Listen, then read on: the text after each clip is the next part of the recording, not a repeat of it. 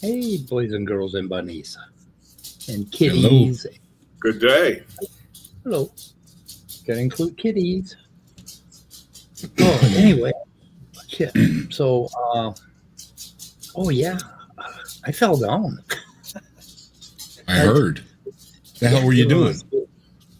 I loaded a case of water into my ex's car, and I was walking back, and I was in a hurry to haul my food in the house because I had these amazing pork ribs. And so I rounded the corner by the garage, and right at the corner we have a spout, and the spout is blasting out water, right? And it's like, it was like 33 degrees, but it was just enough to make the ice about the slipperiest shit that you could possibly have. And I stepped right on a kind of a mound of ice and slid down it and went down on my side. I was horizontal at 3 feet high, and then I went boom, and she heard my body hit the floor, and I was like, oh, I am fucked. It hurt. That hurt me hearing about it. I'd never fell down and had it hurt like that before. I thought I was fucked. And so I'm having trouble raising my arm, and my leg gives out if I bring my knee up toward my chest. It feels really bad. So I just got to nurse it for a while. I'm really going to be a hurting unit tomorrow. Have you wrapped it or anything? Nah, I put a little ice on it for a while. I've been eating ibuprofen like candy, and I've been exercising with a 5-pound weight. Yeah, keep ice in it so it doesn't swell up. Yeah, I can laterally lift like 30 pounds with my shoulder. I can do like 5 pounds now, and it hurts. So that's how fucked I am. Anyway, Jimbob. So the first thing I heard over there, he was reviewing that. I did a shitty video this morning, and I wasn't ready. I should have had notes. And the thing is, I don't want to hear that. You are on fire first thing in the morning, Mike. You are. Yeah, but not this morning. I wasn't. Yeah. My fire was doused this morning. It was bad. Just a little flame. Yeah, well, actually, it was 3 hours after I got up that I started the thing. But anyway, I'm afraid to do stuff by myself. It's like I had stage fright, and when you have stage fright, you can't think, and you can't think what to say next. So I want to get used to it. I want to, because you guys aren't always around in the hours when I'm on fire, right? And so I want to get good at it. But boy, this morning was like some negative feedback about me doing that alone. So I've got to keep trying. I got to keep working. So it's just, because in all the time since I started this channel, I've done very little by myself, solo. You guys do it. Like Dave, you do it all the time. And James is really good at it.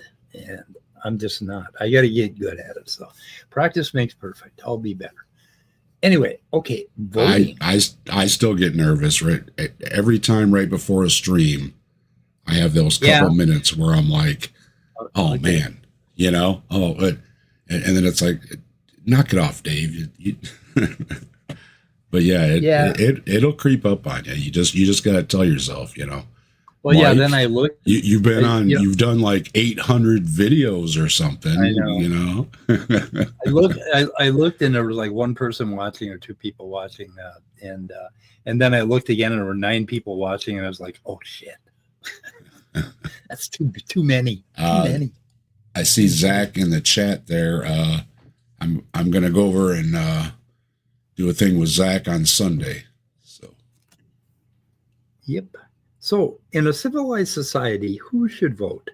Now, Jimbob apparently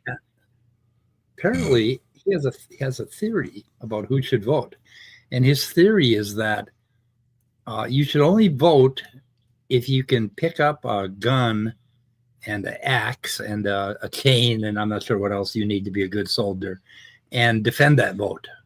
So apparently that's it. If women shouldn't vote, because women apparently, even if they have a gun, Jim Bob says we can take the gun away from them.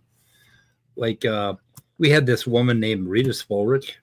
She was big and she was strong, and she would come out of the barn carrying a transmission, like an iron power glide transmission, and growl at you. And she had, these dirty coveralls on.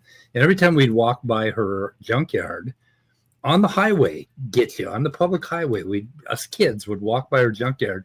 She'd come out with the shotgun and start shooting at us.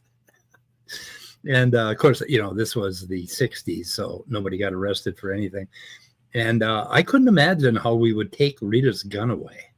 I mean, can you imagine how, we were manly teenagers, right? We should have been able to handle that bitch. We should have just been able to walk up, take that shotgun from her.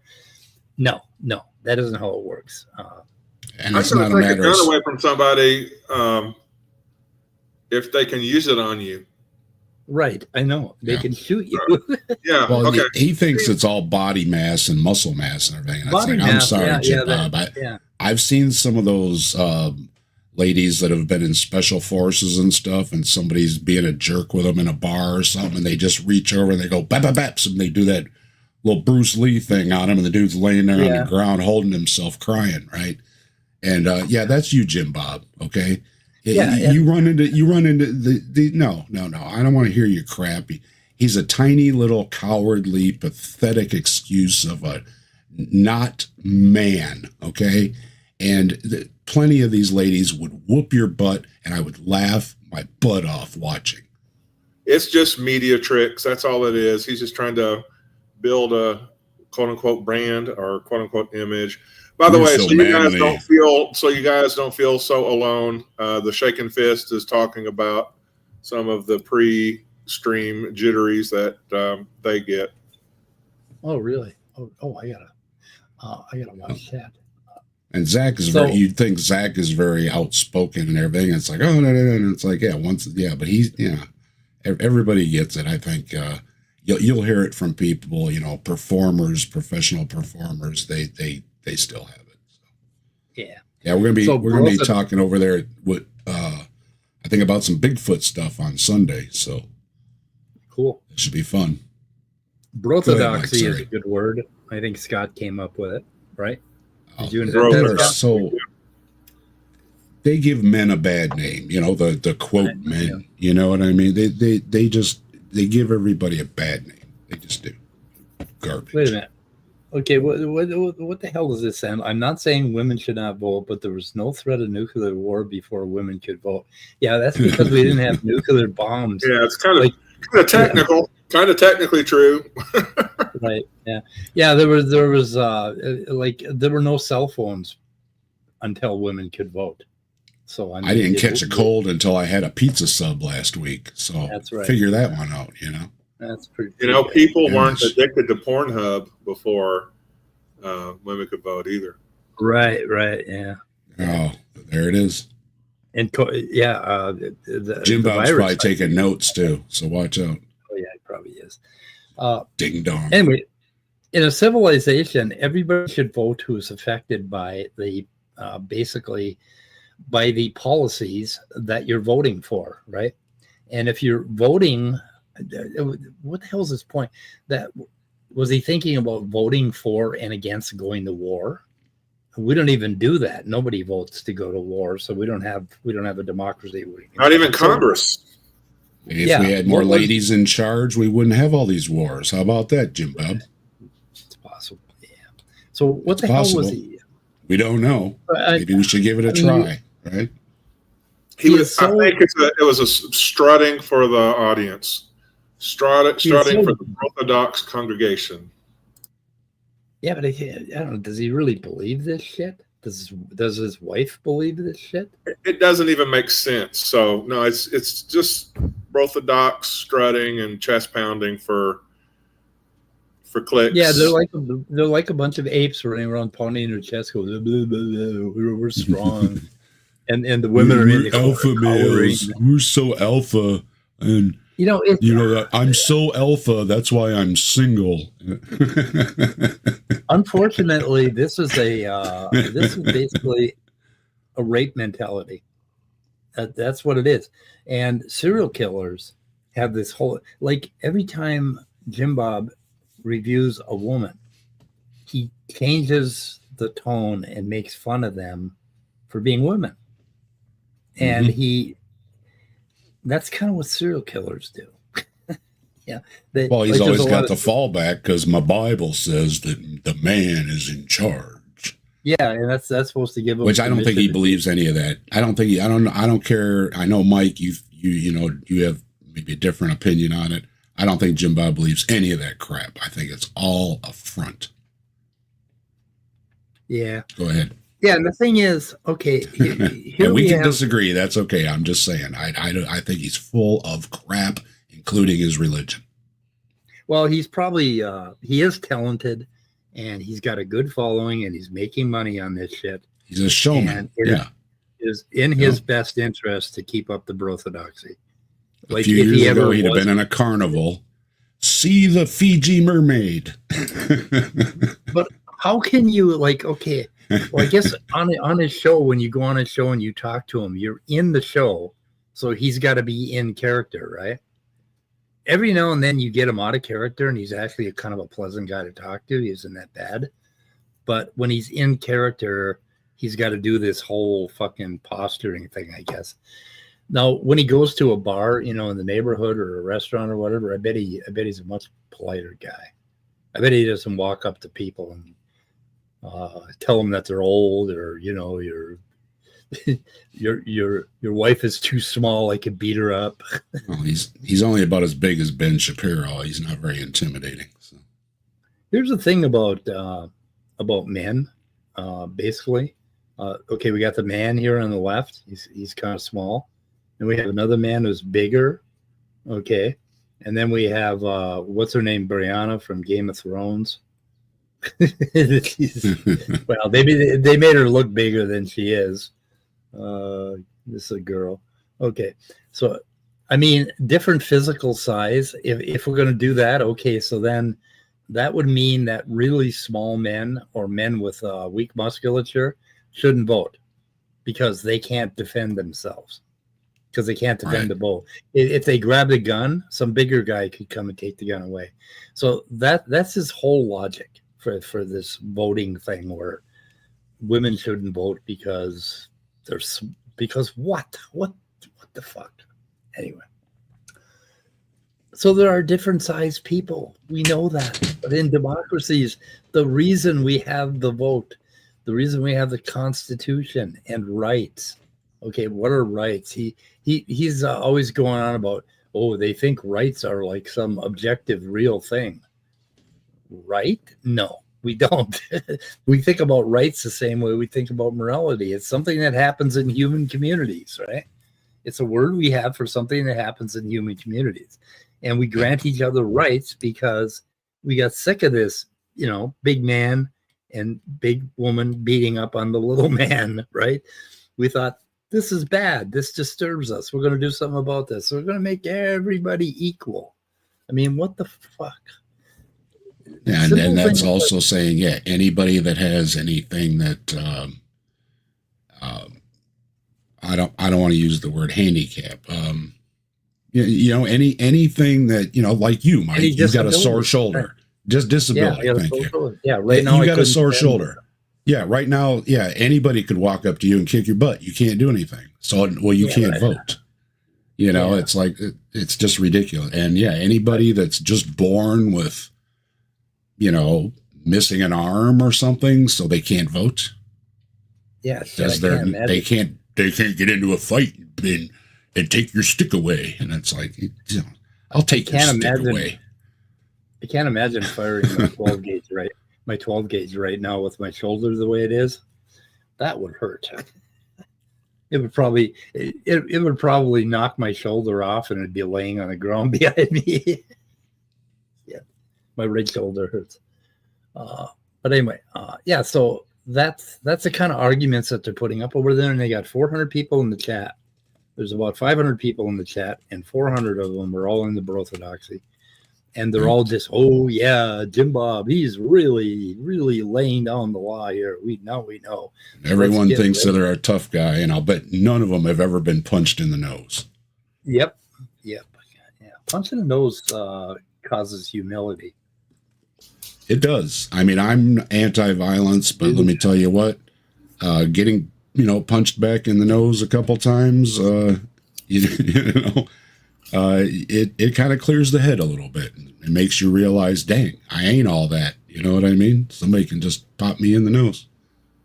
I got punched 2 times in my life, and both times it was my friend Rodney swinging at somebody else and hitting me instead. It's like, Rodney, aim better. Just FYI, in about probably 20 minutes, Kip Davis is going to be doing his comeback or whatever, or yet probably his second response to the Wes Huff Dead Sea Scrolls comments that he did on Joe Rogan. I don't know if you have been into that, but there's been kind of a attempt to crown a new king of Christian apologetics in the form of Wes Huff, he ain't all that. PhD student.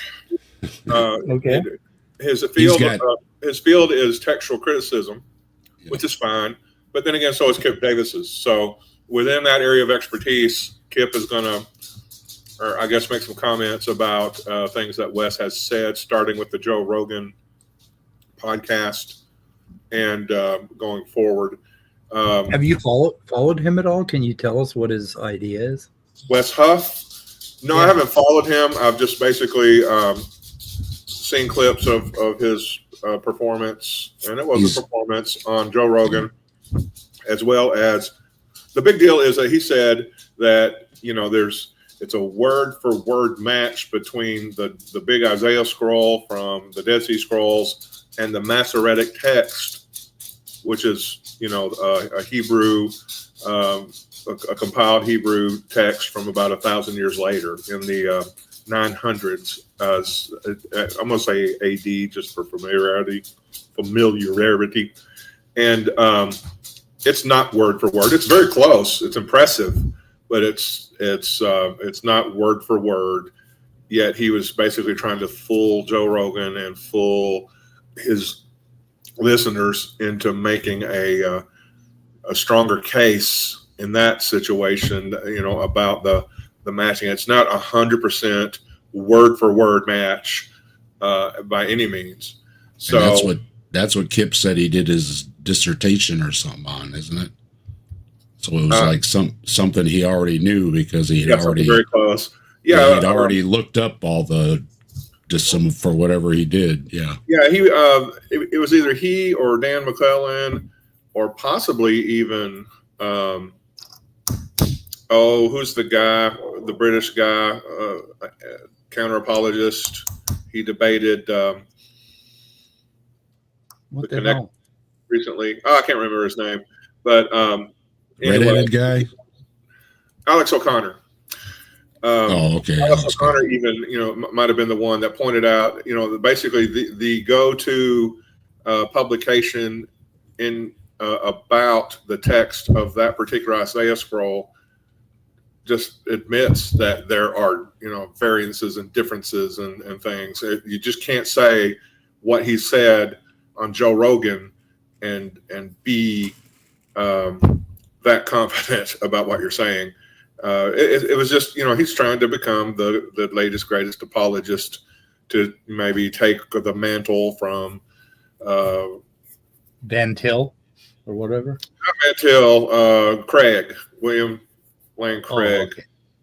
So, but, people are just going gaga over him right now. He's the shining star of the moment among Christian apologists. So anyway. So are you seeing the screen, Scott? How about what? Are you seeing the screen? Yes. Oh yeah. I was too busy talking. I can't talk and read at the same time. But anyway, Okay, yeah, he is smart. He's got, like one of those ones that can memorize the Bible and all the books. Yeah, he's very smart. Yeah. But if he's smart, he's smart enough to know he shouldn't have said what he said. He goofed to a bunch of lay people, who are gonna. He got he got a little cocky and wanted to push it a little bit, and yeah, he should have stayed where stay where you're at. There's nothing wrong with staying with your age. You don't have to make this any better or whatever. You already impressed everybody, and he just went a little too far. Now I put the link. Choked a little bit at the end, is what everybody's saying. I put the link in the chat. to the stream in the side chat, but I love the title of it. Get Off My Lawn: Apologists and the Dead Sea Scrolls. That's really good. So Kip at least has a talent for naming his stuff. But anyway, I'll be happy to watch that later. He typically argues from both biblical and extra-biblical sources, aiming to show that the belief in the resurrection is rooted in historical data rather than blind faith. I'd like to know what historical data. No. He gave the whole typical apologist bullshit. So he's not so sophisticated and new and innovative or whatever that he deserves a claim for that. He was just repeating the same old talking points from people like Craig or Strobel or whomever about the resurrection. His only expertise really is in the textual criticism, and he was misleading with that. And then he was just a bullshit apologist in those other areas. And he said there were 400 witnesses, and it's like, I know there was 500 witnesses. Well, that could have been the flip, but the claiming that there's a 100% match between the great Isaiah scroll of the Dead Sea Scrolls and the Masoretic text, that was the big faux pas. And it wasn't a mistake. When Rogan repeated it back, though, you know what I mean? That should have been his opportunity to say, oh, did I say 400? I meant 500, right? So he missed it again when Joe Rogan threw back at him. So there was 400 witnesses? Because apparently Joe Rogan doesn't know anything about the Bible, because I thought everybody knew there was 500 witnesses claimed to have seen Jesus. So pretty weak. What are their names and addresses? Do they have that, the 500 witnesses, so that we could call them or I have the list right here in my drawer at the desk, but you're not allowed to see it. You're not allowed to see it. We don't want to dox them. Yeah, it's sacred, and there's a priest guarding it, and nobody can go into this drawer. So when you say you have witnesses to prove something from the past, historical evidence, usually you have at least the witness's name or something about the witness. It's like, oh, there were 600 peasants that observed somebody do something in London. So who were the 600 witnesses again? 600 peasants. Oh, there were 600 peasants. We know there were a lot of peasants right in London. So obviously there were 600 peasants. So obviously your client is guilty, obviously, because 600 peasants saw him do it. Isn't Apologia like at 3, where it's Paul, James, and Peter? Aren't those the only 3 named witnesses? Right. Yeah, 500 is the claim I hear constantly from creationists. Yeah, but the actual names, though, I think those are the only 3 you can say is Paul, James, and Peter. Apologia runs the minimal witnesses theory of anti-apologetics, and that is there were only James, Peter, and whomever who witnessed who claim to have witnessed Christ that are in the Bible, and he runs his counter apologetics from there. But yeah, the claim, You know how don't you just love it when a politician goes, many are saying, and then he says something totally outrageous and expects people to repeat it. That's kind of what that 500 witnesses claim from 1 Corinthians is. Oh, some are saying, they saw Jesus. About 500. I'm hearing the number 500. That's what's in the. Yeah, many are saying 500. Yeah, and then they start claiming there were 500 witnesses when we know of no eyewitnesses. that's what somebody said, that they know how many angels there are because something in Revelation says 10,000 times 10,000, which makes 100 million or whatever the number is. Sorry, I'm not doing the math, but whatever 10,000 times 10,000 is, yeah. So that's how many angels, and it's like, and well, how do you know that? Well, because somebody saw them, and it's like, how do you count 10 million people? Right? Or angels. How do you count 10 million angels? It's just saying there's a lot. That's all it's saying. There's a lot. So what is it? After that, he was seen of above 500 brethren at once, of whom the greater part remain, but some are fallen asleep. That's it? That's the passage that they're talking about? That's it.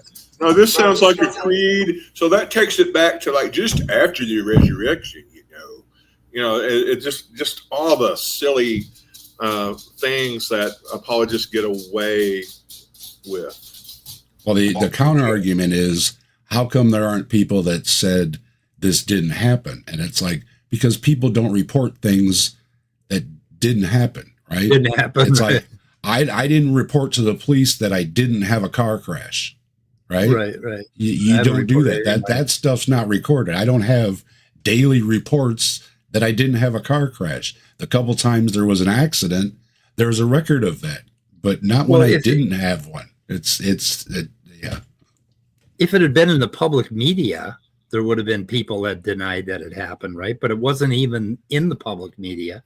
I mean, it wasn't something that people were talking about at that time, that they would have written something down, because nobody knew about this shit until 20 or 30 years later, until Paul started writing his crap or whatever. Well, and Mel Gibson on Joe Rogan was saying very smugly, with nobody dies for a lie. All the apostles died, and it's like, no. First of all, that's not biblical, and I want to point in out the Bible Jim it doesn't say that. Okay, Jim Jones and his clan. Do you think those people died for a lie? I don't know. Or do you think Jim Jones was right? Well, and it's you can. I don't know. I mean, monks set themselves ablaze to protest wars and stuff. I mean, were they right? Well, did they do it for a lie? Or, well, no, they did it for a reason, like supposed to be above themselves reason or something. But it's just funny wording whenever they try to say that. So what is this bullshit? Okay, and the Apostle Paul is emphasizing the reality of the resurrection. He lists various appearances, resurrected Christ, to make the case that the resurrection is a historical event. So Paul, even like 30 years later, is trying to convince people that it was historical, right? Well, people, it says somewhere there's a verse that Scott would probably know, where basically people were saying, is this Jesus? Like when they saw him, they didn't recognize him. And then Jesus had to go like, wink, wink. Yeah, it's me. Oh, yeah, it's Jesus, right? It's like, you didn't, that. Well, Nitty's out there too. Nitty probably knows. Yeah, there's something about they didn't. And then, of course, you have Doubting Thomas. Doubting Thomas needed evidence, but nobody else does. Doubting Thomas, though, required evidence.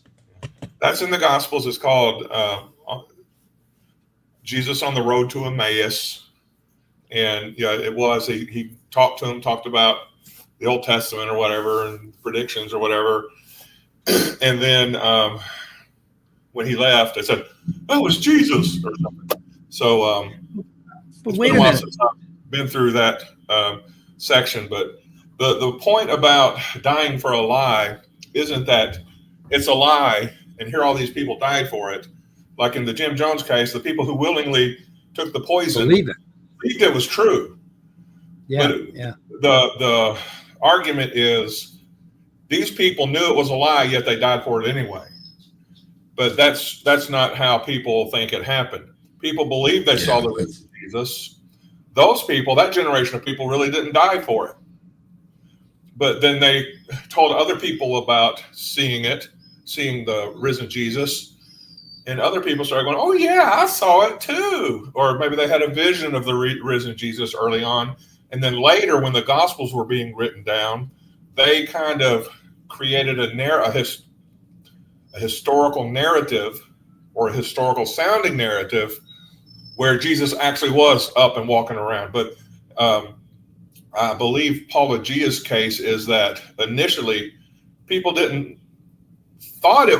thought they were seeing the risen Jesus, but they didn't really care whether it was a fleshly body or not.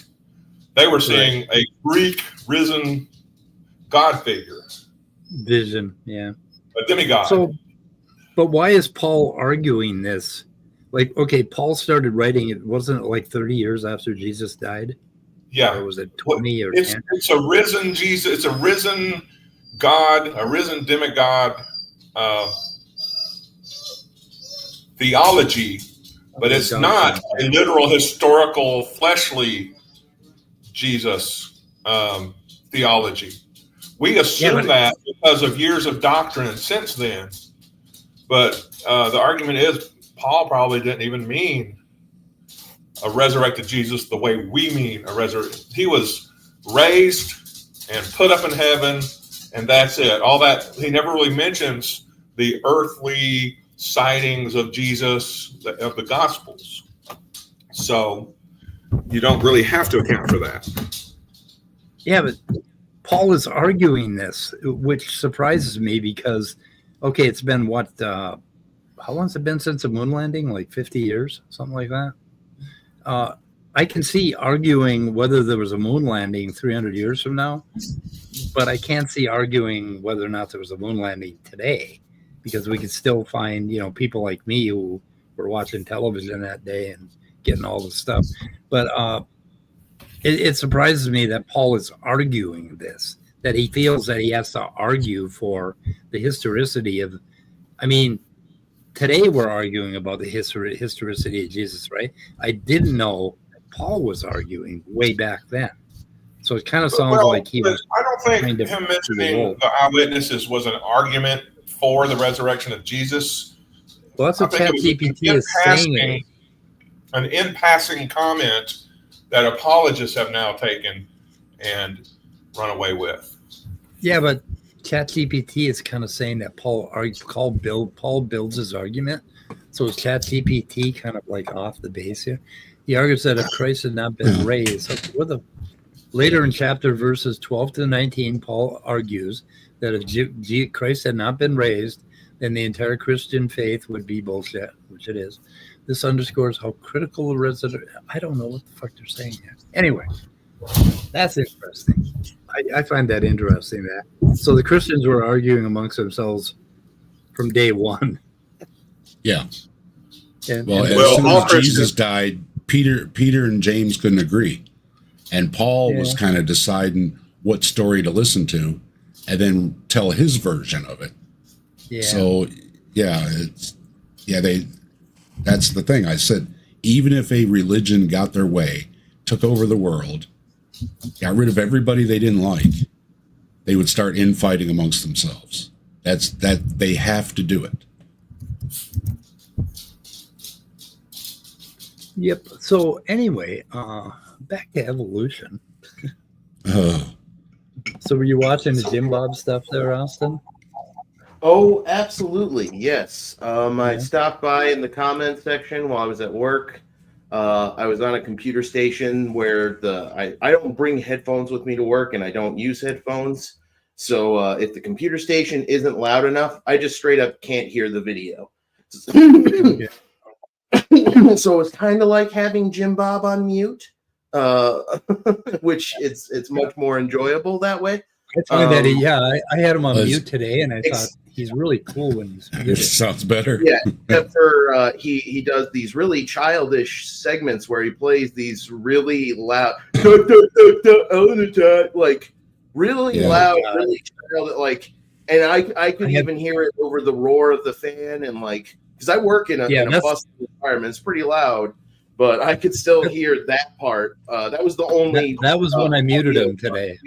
Yeah. Well, his claim is evolution is not a theory because it cannot go through the scientific method. Right. Well, yeah. Okay. And the science. It's the stupidest thing I ever heard. What the fuck did he say today? You can't observe the observation, is what he was saying. So he was talking about his scientific method, right? Which he learned in 7th grade, maybe. I don't think he learned it in 7th grade. I think he just learned it now, a few weeks ago. But anyway, so, okay, you observe something, and he says, and then you have to, I don't know, he was talking about a hypothesis. And then you observe the hypothesis, and then he says, well, how can you observe the observation? And it's like, what the fuck? And this guy, he's got 400 or 500 people listening to him. He's trying to sound smart for daddy, I guess. But that's just, you can repeat the observations. You can do the observations if you have the skill and the knowledge and the equipment. And if you can't repeat it, then you can repeat all the supporting data. That's what I got him. That's what I got him to admit, was that do genes do traits change across populations? And he said yes. And it's like, and we know this because it's been tested through the scientific method. You can say the prediction that there should be trait differences amongst the population. And then I told him specifically, you can actually go out and you want to observe this, they don't like observing data. They always want to observe with their eyeballs, right? Okay, you can observe with your eyeballs, putting a swab in people's mouths all around the world in all these populations. And then you can observe them taking it to the lab, and you can observe all the genetics, and there it is. That is all scientific method. It's running it through, it's the predictions, it's the testings, it's the data, it's the results, and then you have to be able to have it repeatable. But that's not the scientific method. It's like arguing with Ken Ham when he says, well, yes, natural selection happens, and yes, speciation happens, and yes, genetic drift happens, and yes, mutations happen. Of course, there's predator-prey, and there's stasis, and there's punctuated equilibrium, but that's not evolution. Oh, well, how do you answer that, right? It's just so stupid. It's so stupid. They keep moving the goalposts as soon as you talk about it. So that's the big thing at AIG these days. They've been pushing big that yes, they accept natural selection, but it's not evolution. That's one of their new things they're doing. I'm like, oh my gosh, micro, not macro. That's Darwin himself. That's his thing, right? I mean, he's got the natural selection thing going, right? And they dismiss Darwin, they dismiss evolution, but we'll take the natural selection part. I'm like, it's so stupid. It's so stupid. Oh, man.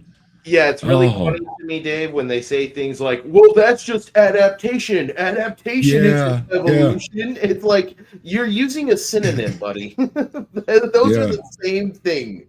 Yes. Yeah.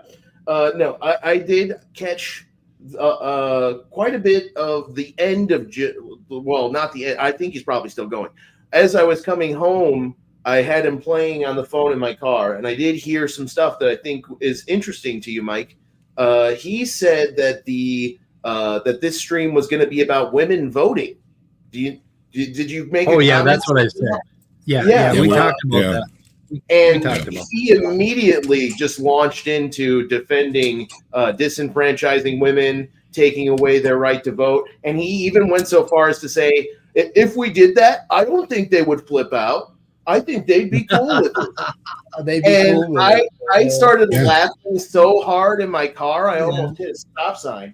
But then it got even worse from there, because then he started defending slavery. Because somebody told him, you're in favor of just turning women into slaves. And he was like, well, actually, if you're a really good slave owner, and that was around when I took the phone, the video, because the words good and slave owner never belong together in that order. And that follows, because he thinks if you're big and manly enough, you can just tell somebody else what to do.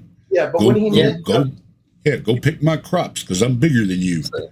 So if you have a newborn young woman, you have a nubile young woman trapped in the basement, as long as you bring her really good cookies, it's okay. Is that what he's saying?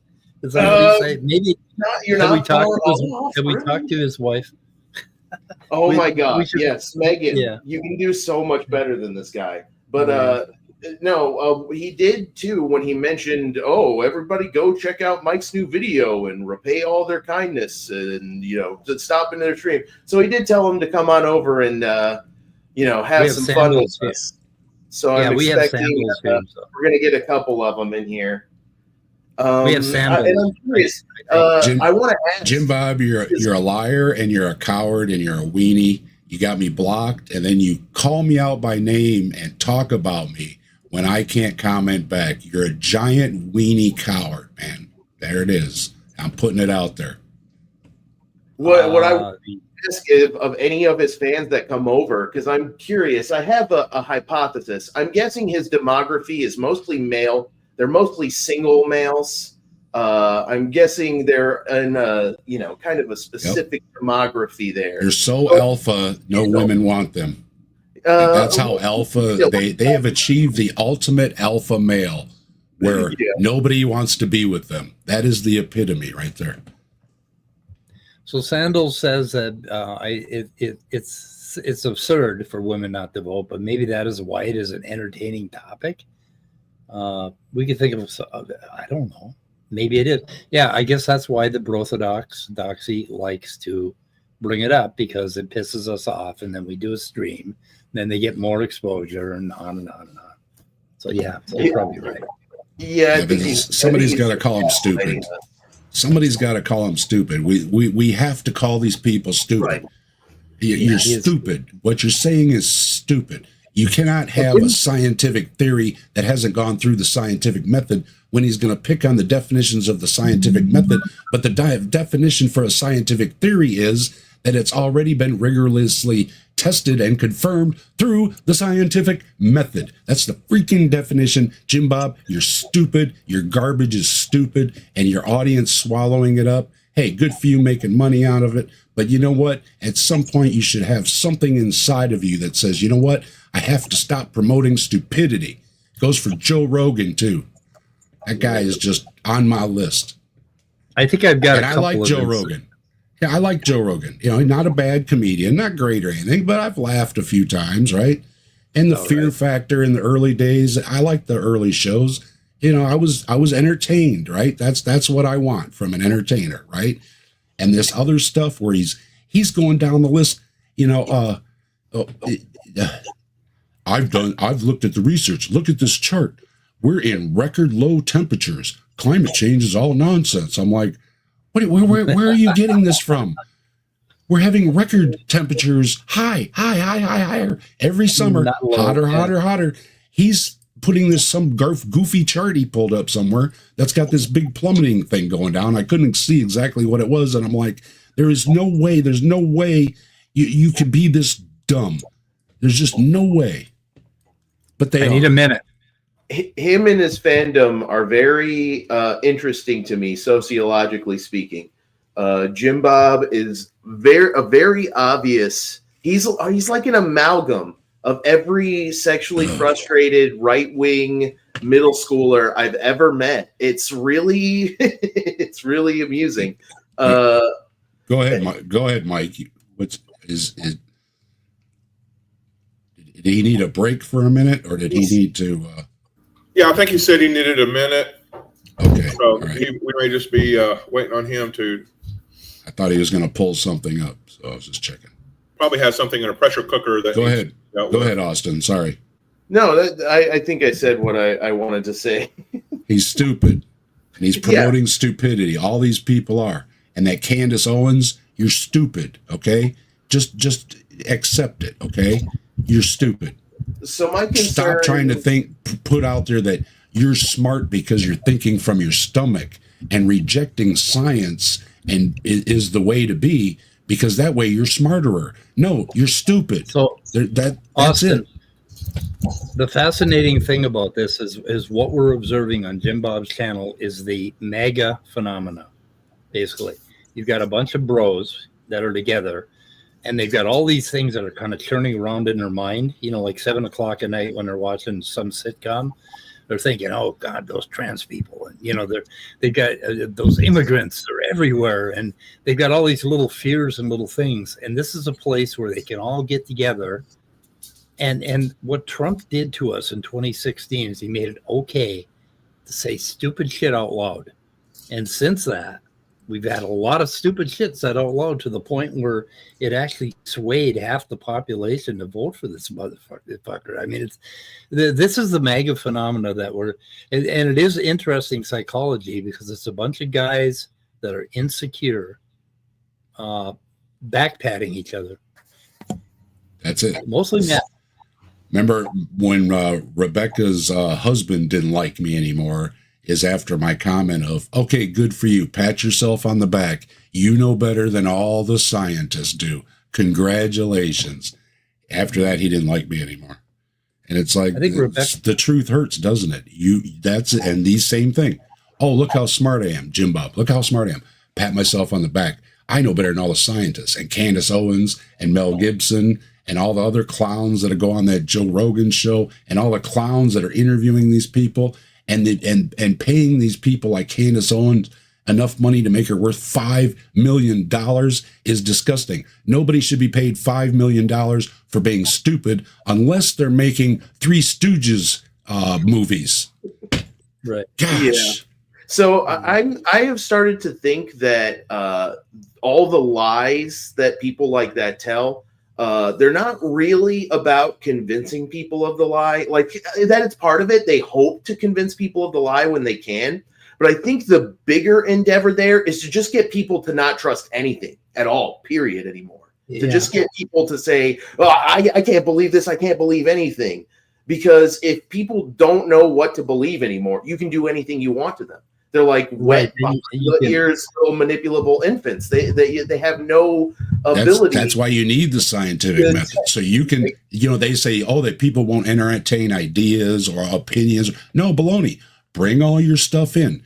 And when you're claiming that, some garbage cure or something, and let's put it to the test. And you know what? You're so 100 confident in it. How about we'll test it on you first, right?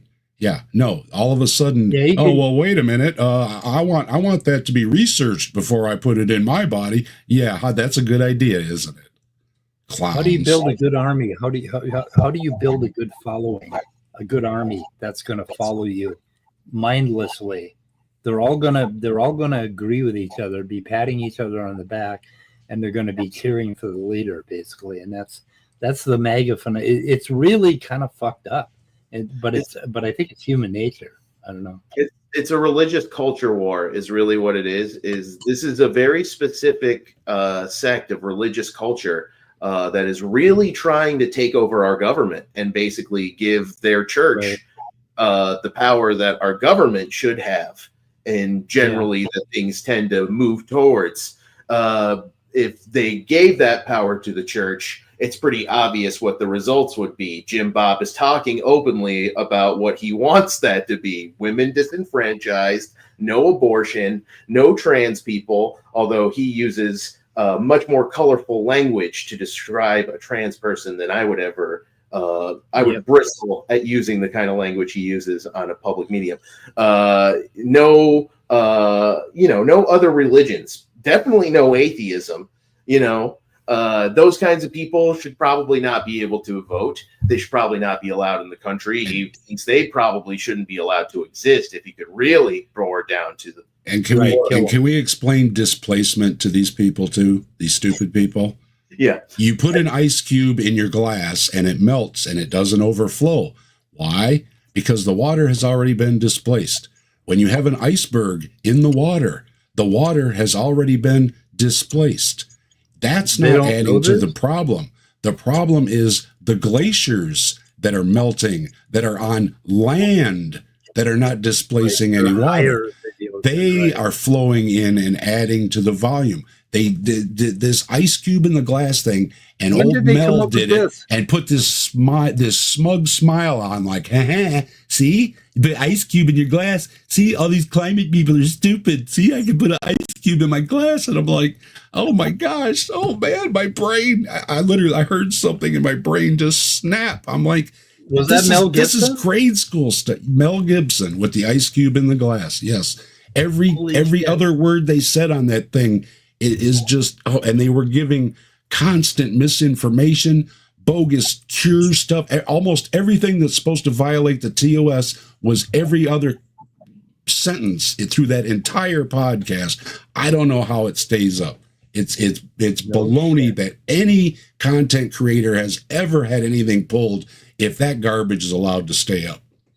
Well, Joe Rogan, he has all kinds of shit like that you think really shouldn't be allowed to fucking stay up on in the public eye. Well, his podcast is one thing. On YouTube, though, that it's supposed to be TOS, no medical disinformation.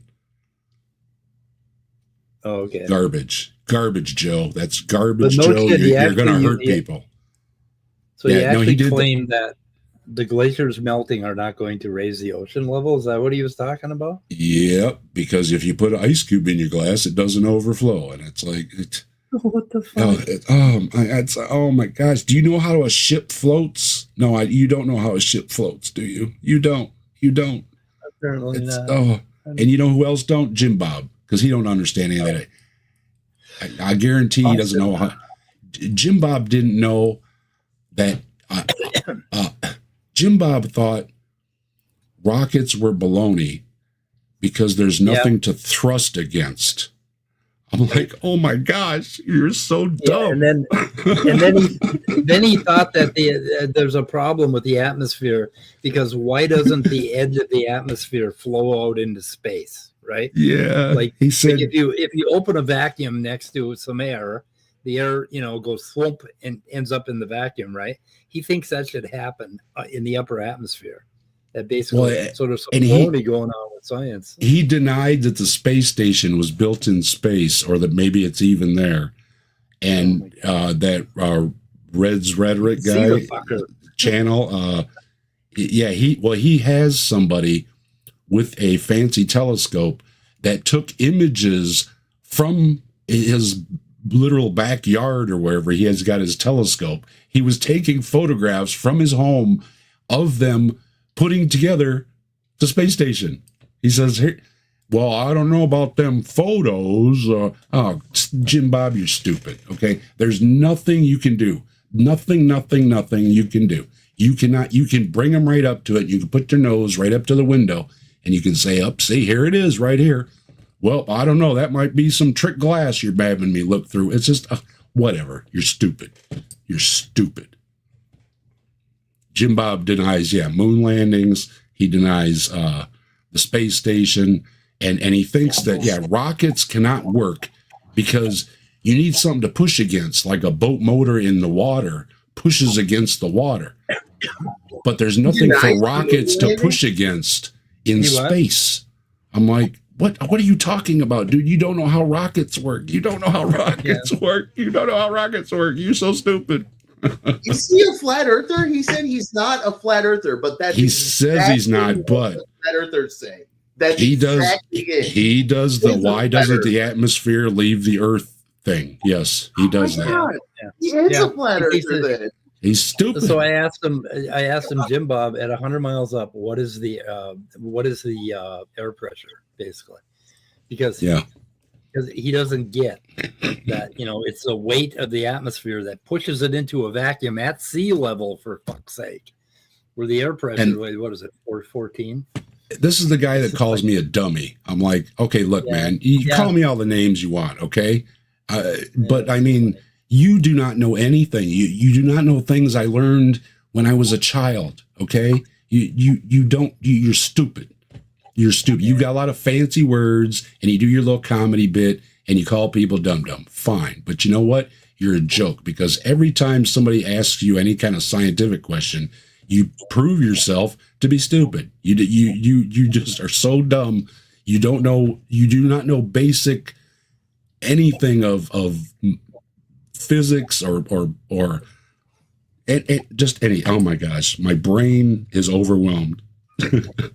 What is going on here with Sandals and Extanglia? Maybe, but I think we are very much made to go through to the pain and not end ourselves, mostly because of the kind of evil of evolution. And then Sandals says, no, okay, that's Austin. Where the hell? Extanglia. Sandals, so yeah, abortion is wrong, then ending any innocent human life shouldn't be the right of anybody. True, but it has to be a life. There has to be something there. But what are these guys talking about? Where did they start all this? Oh, they're just Jimbob's fans. Yeah, I know. I missed it. The one guy is saying that humans feel pain because evolution is evil, basically, which he's just regurgitating creationist talking points. This is a Kent Hovind special that the lion eats baby evolution. That's what they were doing today. Yeah, they were doing God. If God real, why do I fart? That's what they were doing in for super chats. I mean, it's just that's the mind-numbing stupidity level of those folks over there, and they embrace it, and they throw money at it, and they pat each other on the back, and they say, "Look how smart I am! Good for me, good for me." And it's okay, but I mean, at some point, you got to put up or shut up, right? Evolution's wrong. Disprove it. Step up, right? Oh no! Then all of a sudden, it gets real quiet.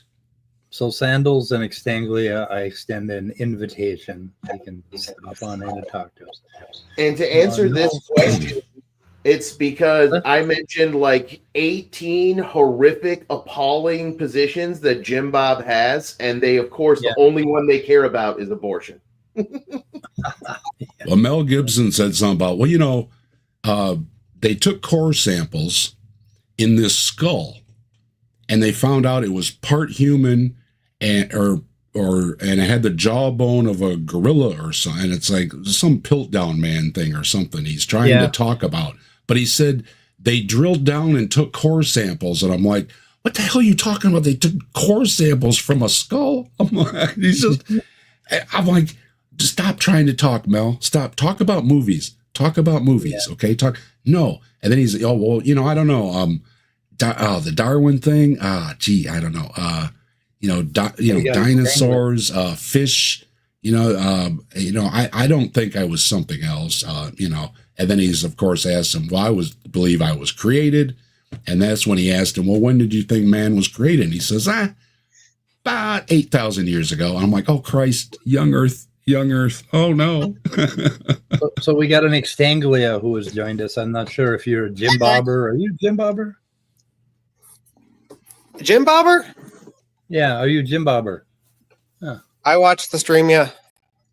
You think Jimbob's really a brilliant analyst and philosopher? He has a couple good points here and there. I wouldn't call him brilliant. I wouldn't say most people aren't brilliant. When you look at the average human, they're pretty damn stupid. I'll grant you that. I've actually agreed with a couple things he said, believe it or not, but they were far and few between. Yeah, I think there were a few things that I agree with. I can't remember. Nitty and I one day, we were both in the chat and we're like, dang, did we just agree with something he said? We had to recheck ourselves.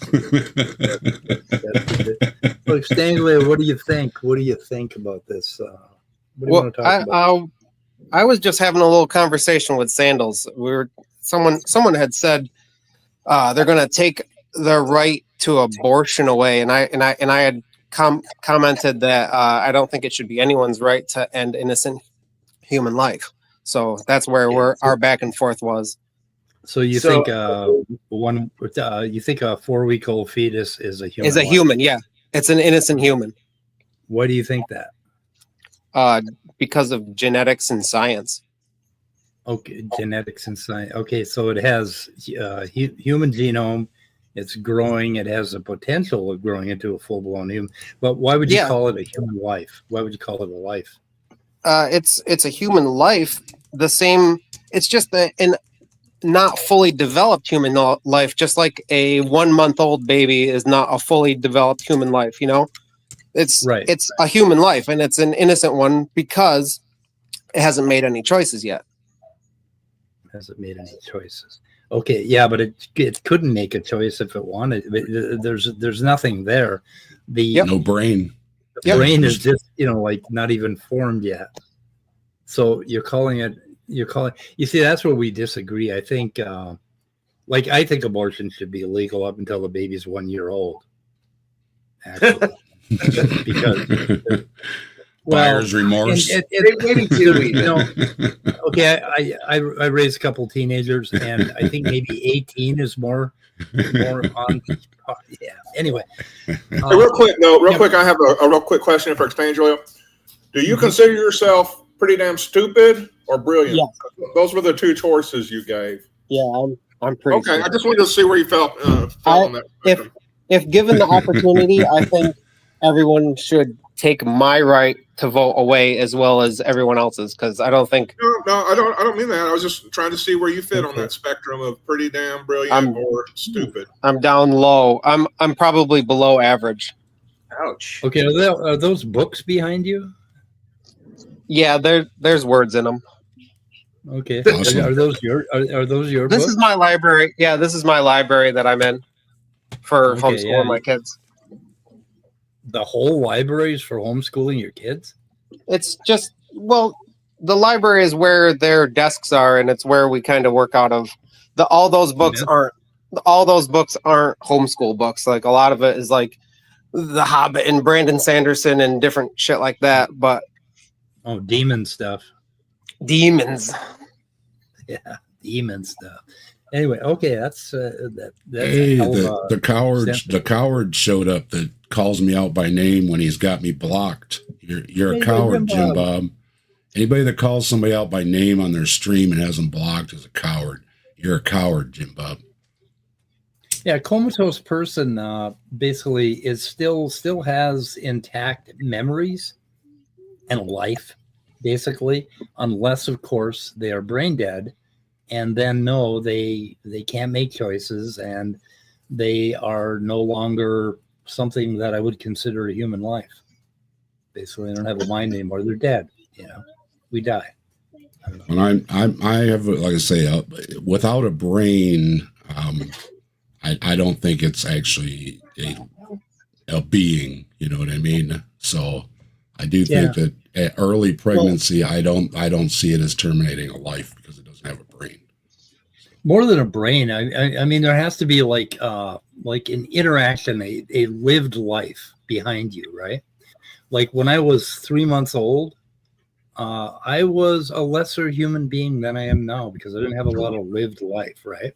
But I wouldn't say kill a 3 month old because I did know some shit, right? I was already recognizing things and probably forming some concepts, and I was probably already arguing with my mom over cookies. But anyway, but yeah, it's the thing is there's like this from the time you're a zygote until the time you're a fully formed viable baby, that can pop out and live, right? There is a gradation, basically, a bunch of development, but there is no life there. There's no life as we would consider you and I human lives to speak of, because the thing has not interacted at all with the world. So if we find bacteria on Mars, then it's not life, right? Between egg and chicken. Does that make sense? Yeah. If it would egg and chicken. I didn't get that. So, what did you say? Why is it illegal to destroy the eggs of rare birds and turtles if it's not? Yeah, because we decided to protect them, and we made laws to do so. Yeah, it's good for to protect biodiversity. There's been laws about abortion. It's usually been the first trimester and stuff, and then after that it becomes a lot more tricky and more with if something's not medically going well and doctor intervention and everything. But so are you at least willing to admit then that we don't exactly know when life really starts for real? We just kind of give a good guesstimate of when we think. Gray area, definitly. I'll grant a gray area, yes. Especially since people are born premature, right? Right. It isn't because we don't know. It's because there is no beginning of life, right? Life is a continuum.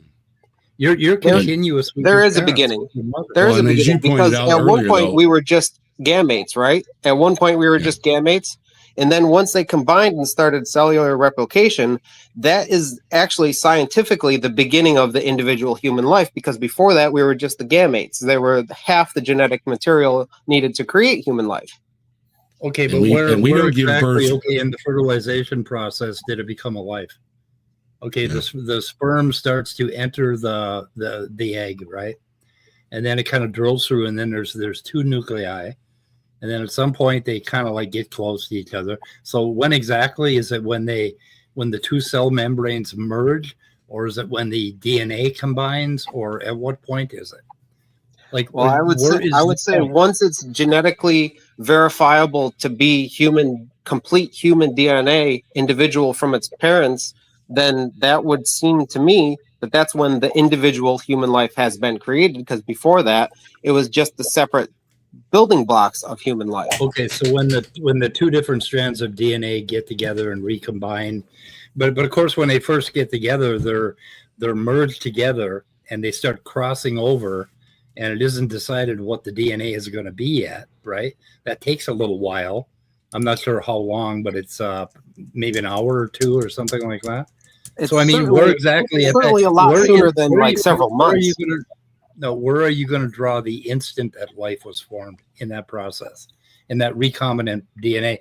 When the DNA is completely done recombining, and then it starts to separate out. You wouldn't be able to do an abortion before you know that these processes started, right? Once you know that these processes started, then you know that there's something to abort, which would be when there is human life.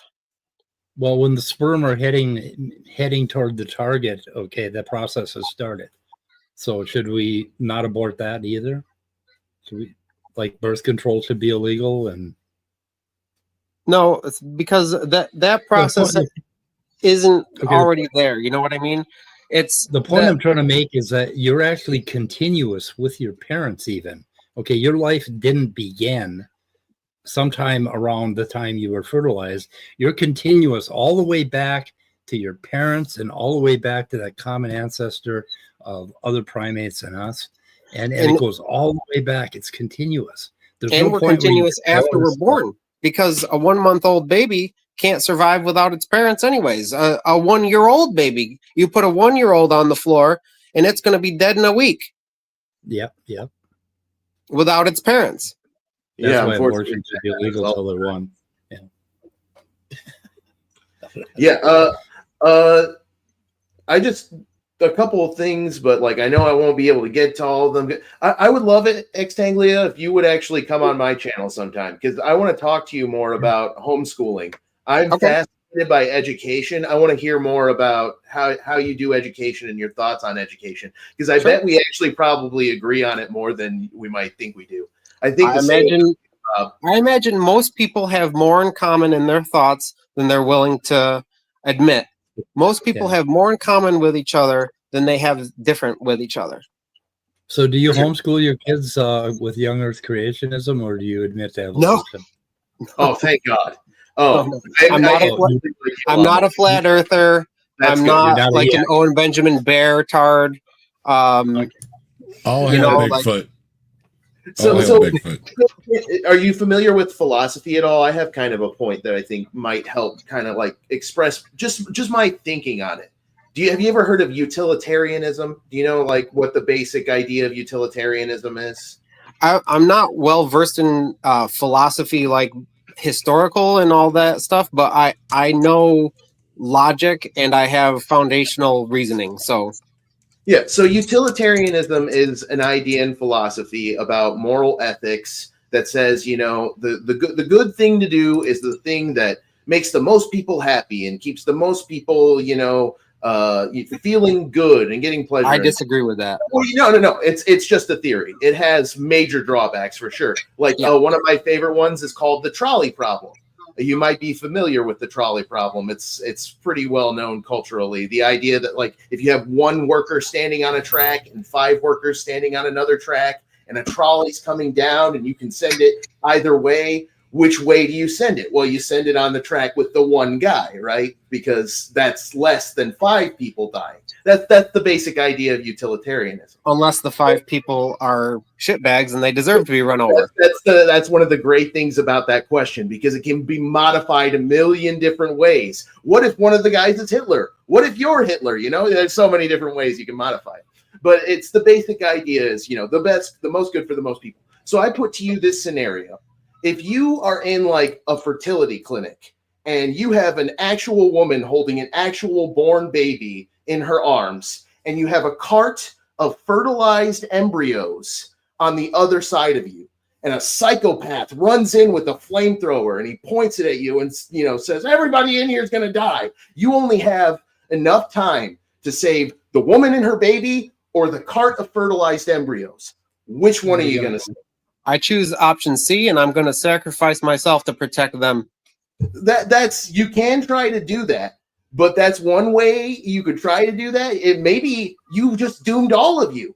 Maybe now, instead of you and the woman and her baby getting to safety, you fry the woman and her baby fries and all the embryos fried. Doing what's right isn't always doing what's easiest. Save the baby and the woman. They would choose to do it without even thinking about it, because this is what we're talking about. The gradient is so clear there. It's obvious what's a baby and what's a human life and what's not a baby and a human life. I'm not saying you have to accept this, but this is just the way I think about it and why I've come to my position on it, as well as utilitarianism itself. I think it is utilitarian to give women the right to make what choices they want for their bodies and to not try to control them.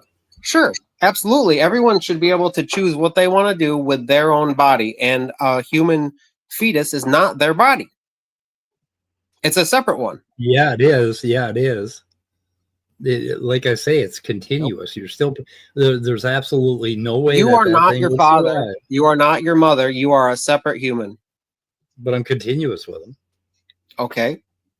Yeah. So there's a continuous stream of molecules from me to my daughter over here. We are separate. So my position on abortion is basically I had one. My wife had one, right? So we had an abortion, and it was in 1990, something like that. Was it 91, 92, I think it was. And the amount of emotional pain leading up to that decision, it weighs on you. It weighs on you, right? It's a big decision. And the thing about the decision is it was our fucking business. It was between me and her. Okay.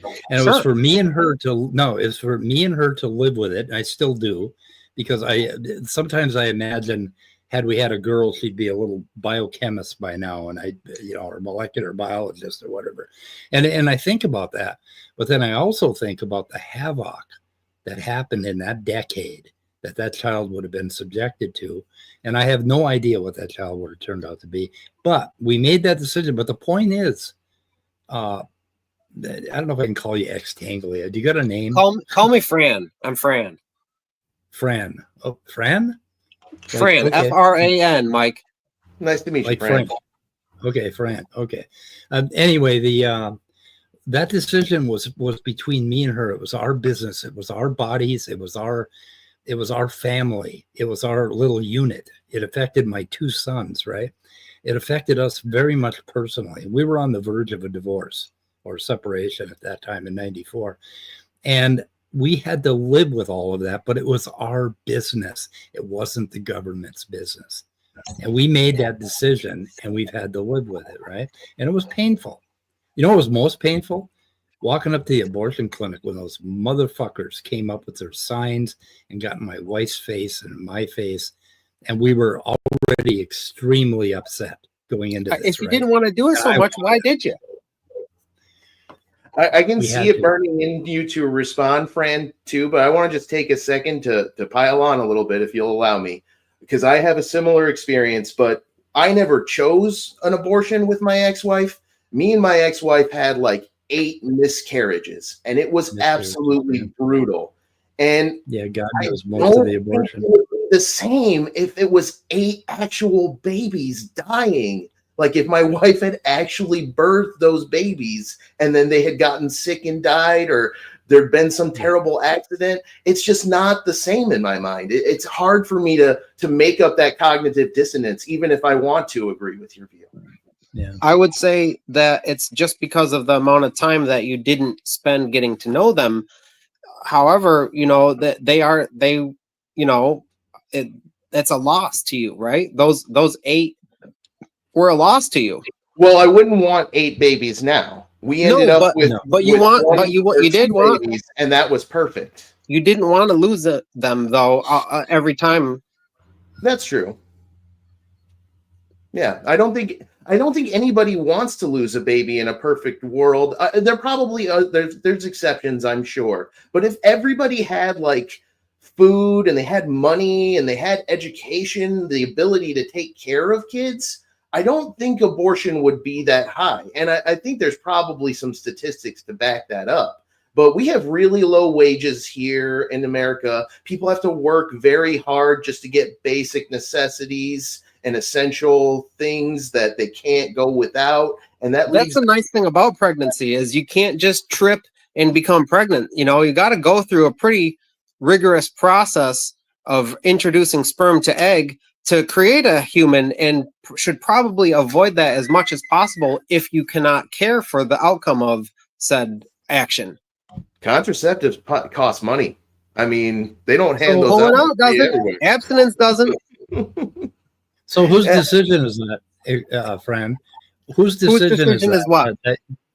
That I shouldn't basically get my wife pregnant if I don't intend to have a baby? Whose decision is that? Whose business is it? Should that be the government's? No, the decision is you shouldn't get someone pregnant and then kill it. Okay, you shouldn't, but what do you mean shouldn't? What are you going to enforce that? Are you advocating for the government? I would like to enforce the idea of not ending innocent human life. Yes, I would like to enforce that. So basically, you wanted to be in the room with me and my wife when we made that decision. You think it was your business? I would like to come into my family and tell me what to do. I would like to tell people. I would like to tell people to not end innocent human life. Yes. Okay, you would like no. You didn't say tell them. You're already telling them not to end innocent life. You want to force them not to end innocent life. It kind of like if you see a guy with a gun about to kill someone and you jump in the way and stop them from doing that. That's what I think people should do to try to reduce the amount of innocent human life being ended. Yes. You just keep him from getting the gun in the first place. No. That'll work. That's what I would do. How are you going to do that? I can make a gun. How are you going to control abortion? Yeah. With laws and... So then murder shouldn't be illegal? I wouldn't think so. Murder should not be illegal. Yeah, ending a lived life should be illegal. It's just something we all agree on.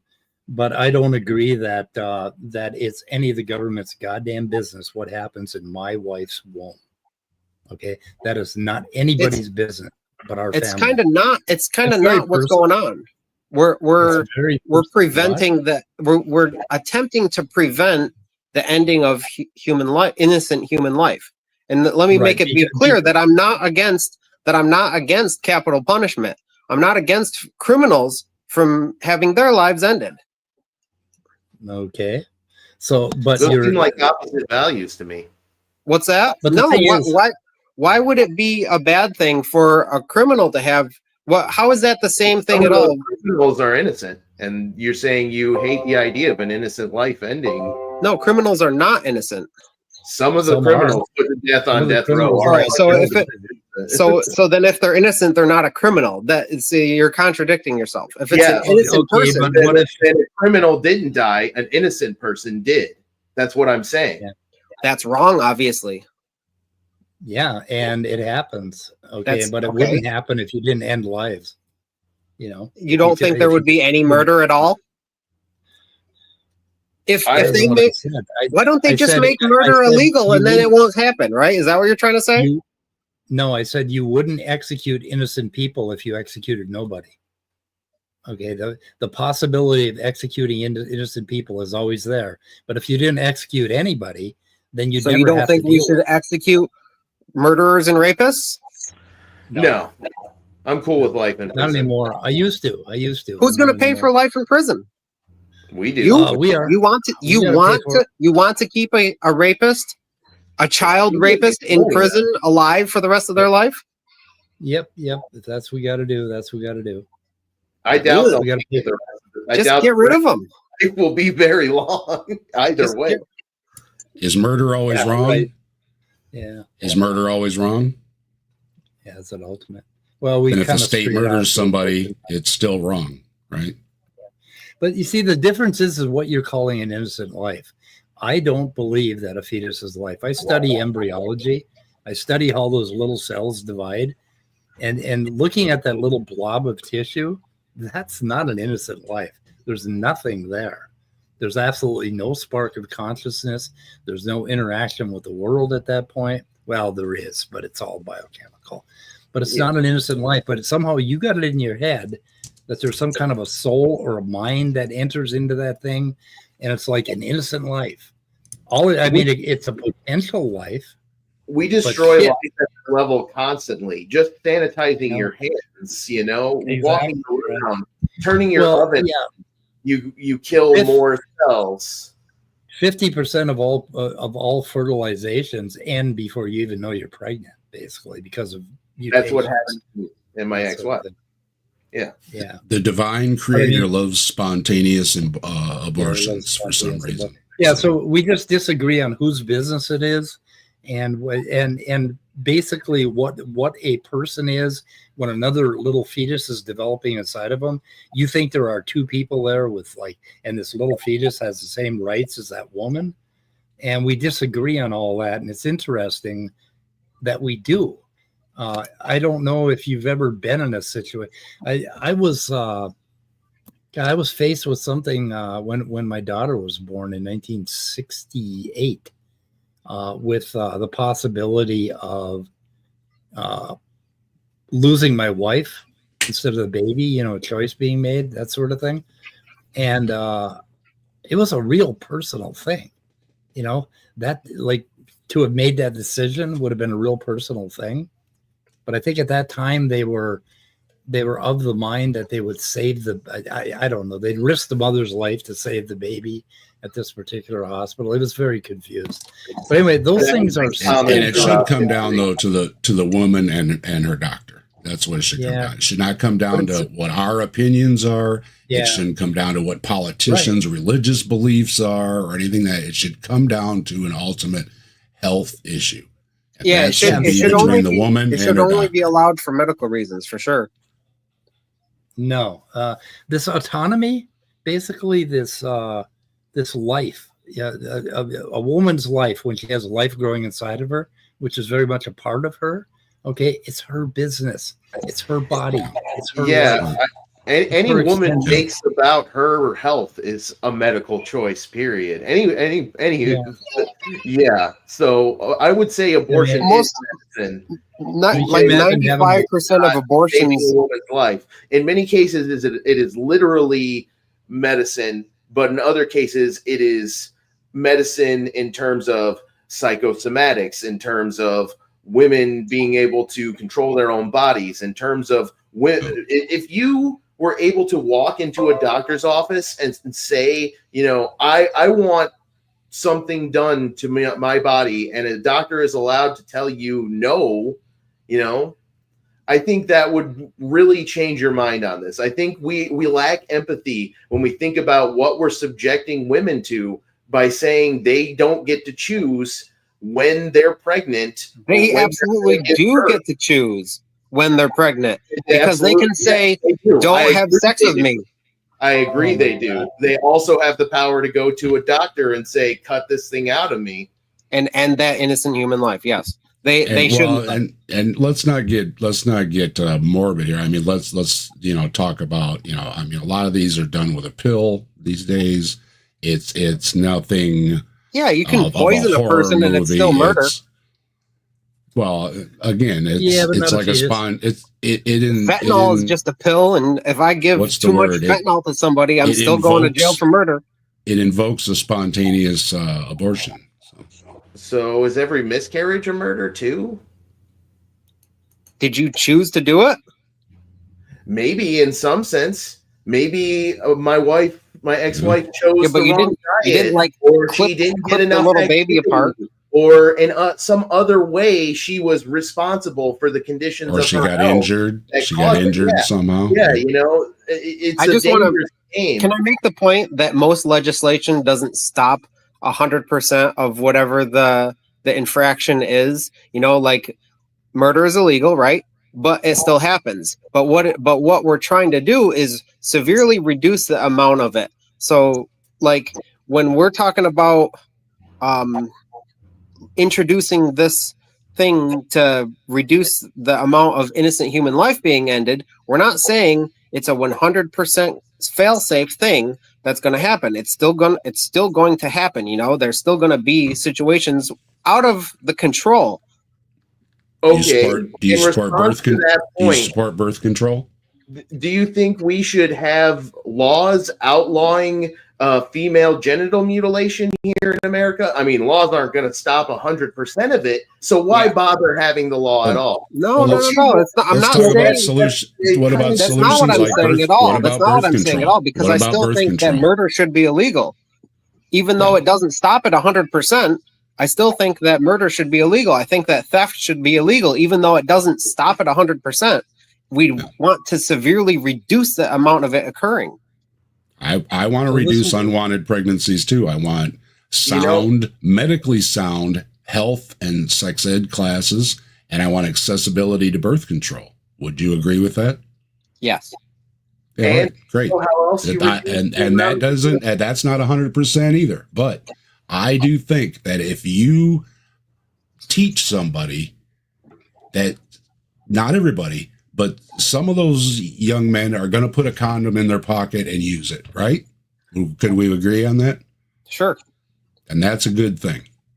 But I would think it would be better to teach people the value of picking their partners in the way that you would pick the way that you would pick your future, like and a reality of being a hormone raging teenager, and you're at a party and you're dancing and things get kind of worked up and you're like, nature takes over, right? You have to also understand the biology and explain the biology to these kids, and don't have them making videos thinking that they're possessed by demons because they can't understand why they want to pull one off all the time.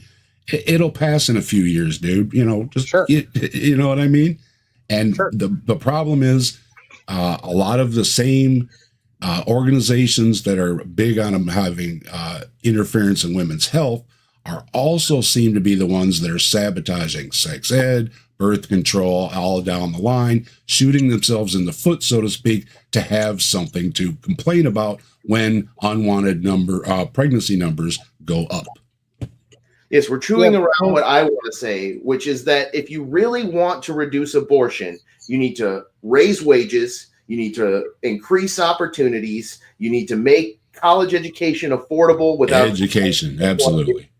There's so many things you can do that address the underlying problem instead of just slapping band-aids on the symptoms. I can't argue with that at all. See, we a long time ago, well, maybe like 30, 40 years ago, we traded our manufacturing ability overseas with we were going to be like the managerial class and the inventors and the engineers that were going to engineer and invent all the products for other countries to make at lower wages. We were going to trade those jobs away. That's why we sent all those jobs overseas, and then we were going to be in charge of those things, making it.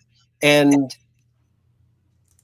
we never finished that entire idea out to conclusion. You know, we didn't learn, our population, our society didn't become smart enough to be able to be that. We're still at this sweeping floors and manufacturing level of society when our economy traded that all away to China and India, and they're doing all the manufacturing, and we were supposed to rise up and take control of those businesses, and we never did. So that is a very complex issue as far as I understand it, because China has resources that specifically this massive and incredibly cheap labor pool that America can just not compete with. It's cheaper to fly components from all over the world to be assembled in China and then flown over here to America to be sold than it is to train Americans to manufacture those goods right here. We were supposed to be the people. You know, legal fines or penalties, or you make it straight up illegal to do that. In a capitalist society, of course, that's what business owners are going to do. They're always about creating more margin, creating more profit. If they can do that by exploiting a unique Chinese labor pool, they're going to do it as long as it's legal. Yeah, I can't blame them for that. But the problem is our population didn't become the vacuum needed to be in charge of those manufacturing jobs. We were supposed to be a population of CEOs and inventors and engineers and doctors when we stayed stupid. Education. Yeah, absolutely. Absolutely. And making education way too expensive, and then not doing anything to help people. And when you try to do anything to help people, then you get ragged on. You're the bad guy for trying to help people get educated. Listen, certain types of education are expensive, but we have the internet. The internet has all the information in the world combined on it. For what is your internet bill? $60 a month? You want to pay how many tens of thousands of dollars every semester to go and learn the stuff that you can learn for free on the internet? You just got to want to do it. No, people are always saying, I would die for my country. I would die for my country, but they don't want to do their fucking homework for their country. Just learn the math, learn the stuff, and become what this need is. I don't think we should put a price on education. I do think if you want to go to school, you should be able to go to school. Invest in education to the point where it's either free or it's so affordable and so easy to get that it's virtually the same. And to paraphrase the late, great Christopher Hitchens, when he was asked about how do you solve all these problems in the world, he said, educate women. Who's going to pay the teachers then? I would tell you how I would pay for it. If same way we pay for all the other things. Yeah, and have God powers. I would cut the frills budget. Say, government officials, you don't get your buckets of champagne and your silk tablecloths this year. You get to throw a party at McDonald's like the rest of us. And that budget is going to education.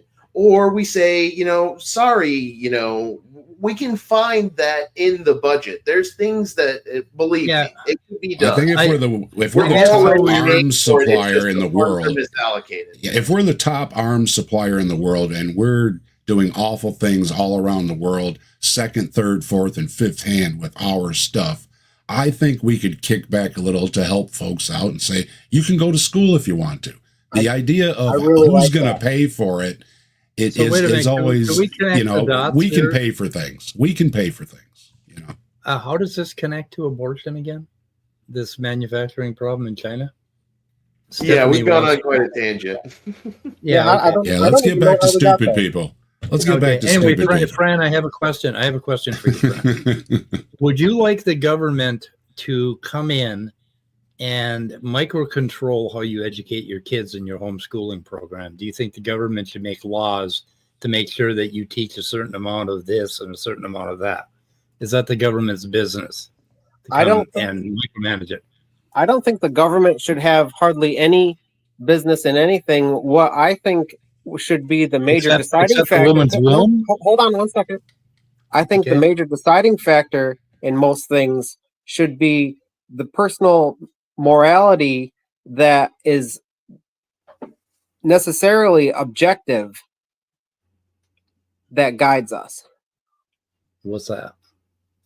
Right and wrong. That's fine. That's fine for you, but it shouldn't apply to everybody else. So, but it doesn't apply to educating those little innocent minds. Your personal morality shouldn't apply objectively to everyone else. But morality necessarily must be objective, or else there is no subjective. Truth.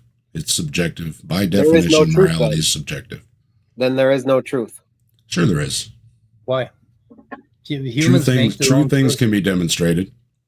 Mhm. Humans make their own morality. We basically, part of it is biological. Part of it is shit. biologically My ordained. phone is dying. Okay. Okay. Anyway, think about that. Think about the government coming in and micro-controlling your schooling of your children, and then think about the government My coming phone in is and dead. It's shutting down. somebody's womb. Okay, nice to talk to you anyway. Thanks for stopping in. Yeah, good talk.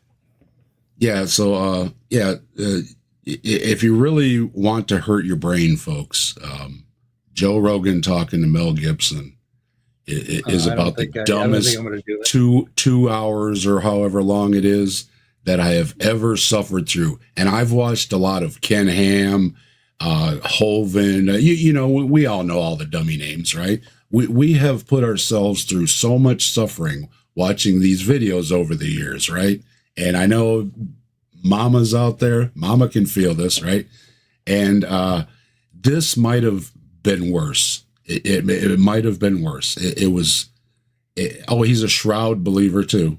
So, yep, Shroud of Turin too. Yeah, found pollen grains on it. Wow, they found pollen grains on an old rag. Oh, what are the odds, right?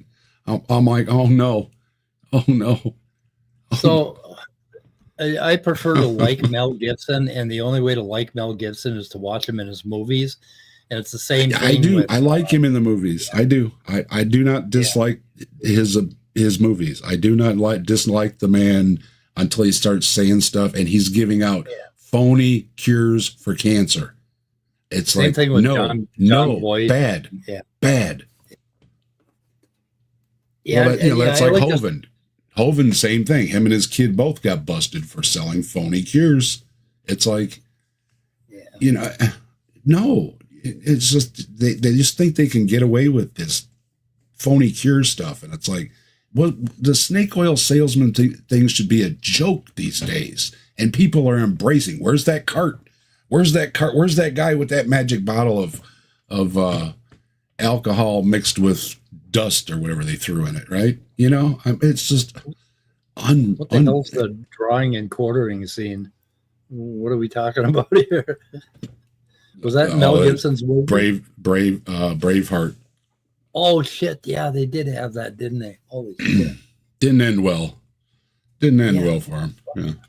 I wonder what that would feel like. That would be fun on shrooms. Somehow, sometimes the hero doesn't make. Well, that's like what is it? Isn't it Bruce Willis that has to stay on the moon or whatever to set the thing, or the asteroid to set the thing off or whatever, and then he just, and you're like, oh, the hero ain't gonna make it, Oh, anyway, and Candace Owens doesn't think dinosaurs are real. So that's her latest thing. Yeah, dinosaurs are not real. Did you ever listen to any of those dinosaur deniers? People that didn't think dinosaurs are real things. It's a big hoax. And it's like, what? Yeah. So there's so many that are so crazy now.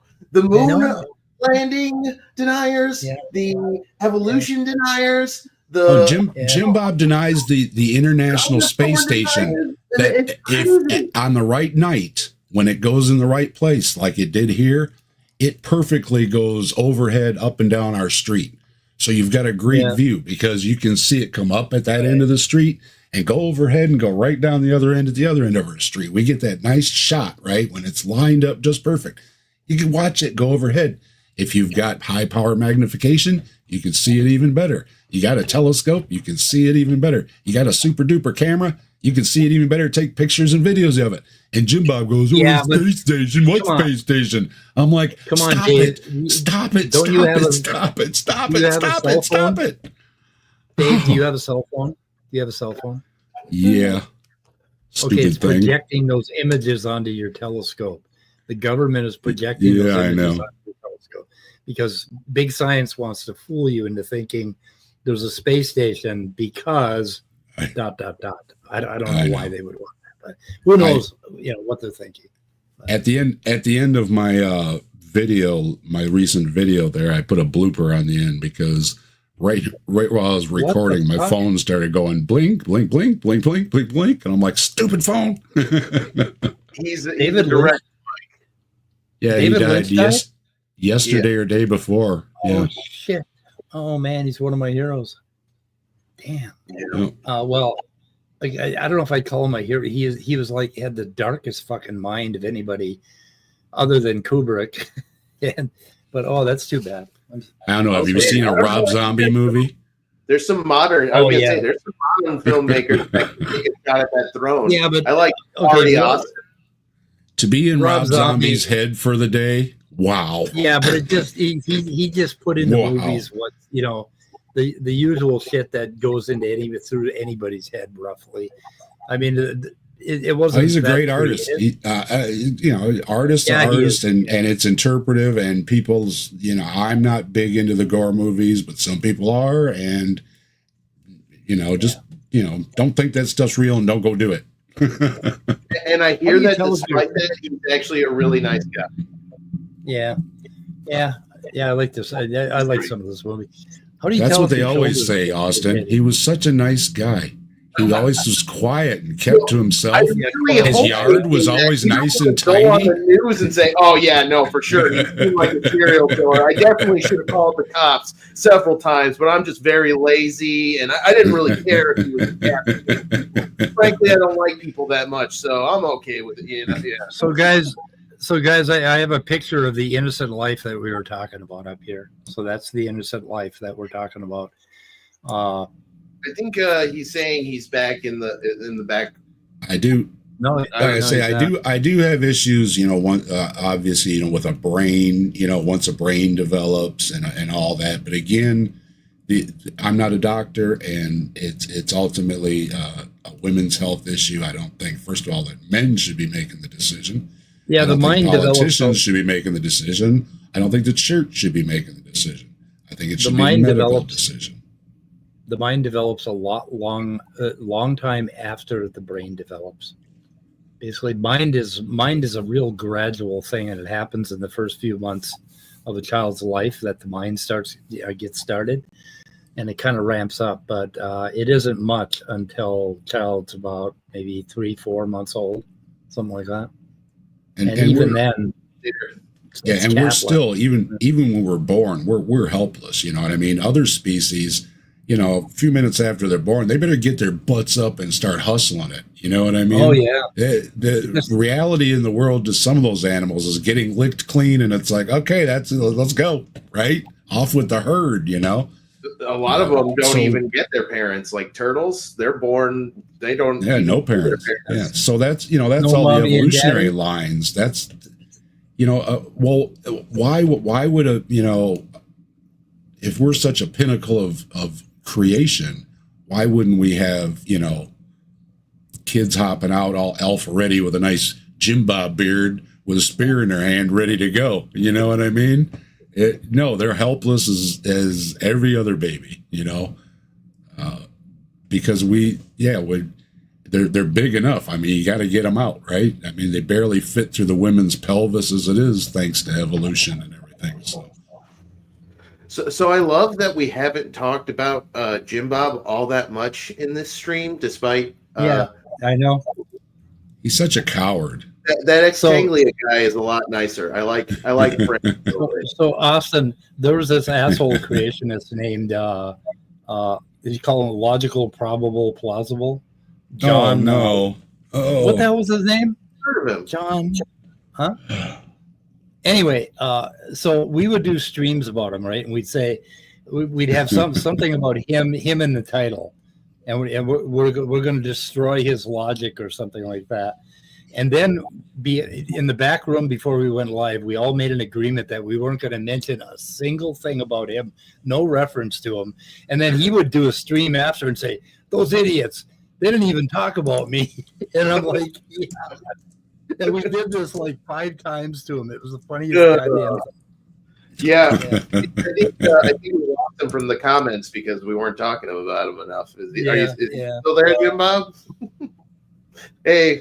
What's up, Brandon? Yeah, we're not going to be on too much longer. I asked him to tell us about the Magic Zoo boat, and every time I ask him, he always seems to get real quiet. Yeah. I want to hear the story. I'll get my jammies in, and we'll get a big bowl of popcorn, and I'll put my hair up and get some of that what do you call face cream? Put some face cream on. Be all ready for a nice Magic Zoo boat story. Jimbob, anytime you let me know. I want to hear the story. So, what kind of Christian are you, friend? He's basically a young Earth creationist. So he takes a lot of the Bible stories literally, and his excuse is it's a miracle. What kind of Christian are you, friend? I am an undecided theologian. I have a pretty good idea that everything is very well designed, so by like a creator, but I don't necessarily think that any religion so far has identified that creator yet accurately. So I don't know about. I'm not much of a religious person, but I definitely have, I don't want to say feeling, but I definitely have a pretty good idea that the universe and everything was intelligently designed based on by something with a mind. Yes. Okay. Yeah, I guess that's where we would differ. Like I would be completely agnostic about what this God is, right? I mean, if we both agreed to call the source of everything or the overall nature of the cosmos God, I would disagree that it had anything to do with a human mind. Minds are, to me, all too human. They're very much a human thing. And if you don't have a human organism or a mammal, at least, you're not going to have anything resembling this mind, right? So we're saying that this mammal-like thing, this furry thing with boobs, it happens to have a nervous system, is somehow there's a super version of it in the universe that created everything. I would disagree with that.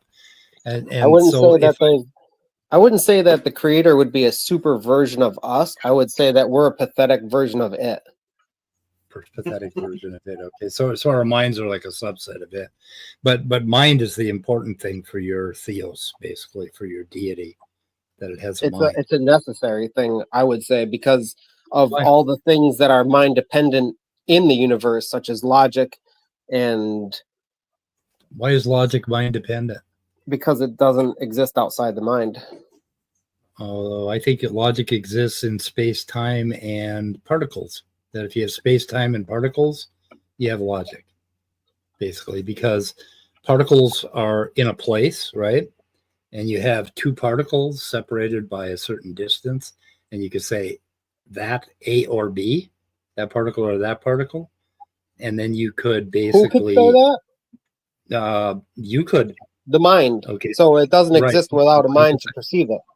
Well, talking about logic doesn't exist without a mind to perceive it, but the logic itself is already there, and that's where we get it. We get it from the universe. It's just we get it from reality stuff until a mind perceives it as logic. Yeah, but it's not disconnected stuff. It has a structure. It has a certain structure. It has properties. It has orderliness, regularity. It behaves in a certain way. We come along. We develop from zygotes, and we fit our minds fit to that reality, and that's how we learn logic and math and all of that stuff. So I see it as I see it as, so to me, my God is basically right now, because I don't know what's outside or around it, it's space-time particles, right? That would be my God. And complexity, the complexity that arises from quantum fields interacting. So, and that's all I'd say about God. I wouldn't say that God is anything like me, because I'm humble, okay, and that I believe I'm just a little bit of biological goo, and I have spiritual feelings every now and then when I feel like I'm connecting with the universe, but I'm still just a little bit of biological goo on a little tiny dust particle in the middle of an unbelievably vast universe. Okay, and that's a super deep topic, Fran, too, because this is like an ancient philosophical question. If a tree falls in the forest and no one's around to hear it, right. sound, right? I have a question that's kind of similar. If you don't know that fire burns and you stick your hand into a burning flame, is your hand going to get burned still? Yes. You burn. I think is the logic is when you have accurate ideas that are logical, you make assumptions that work, like assuming I'm going to burn my hand if I stick my hand in that fire. And so I don't do that, unless I want pain, which because you have a mind. Yeah. Yes, I have a mind, but also because that's just how the laws of the universe work. If you put your hand into heat, it damages you. It's the rules that create balance between all of the energy and mass that's out there. I don't think that disproves anything at all about what I said with mine. I do have a question about that. So, the basic premise is the universe is so powerful, so complex, so full of energy and mass and things that it has to be designed, right? And so my immediate question would be, is God's mind that is necessary for this universe more powerful and more complex than the universe itself?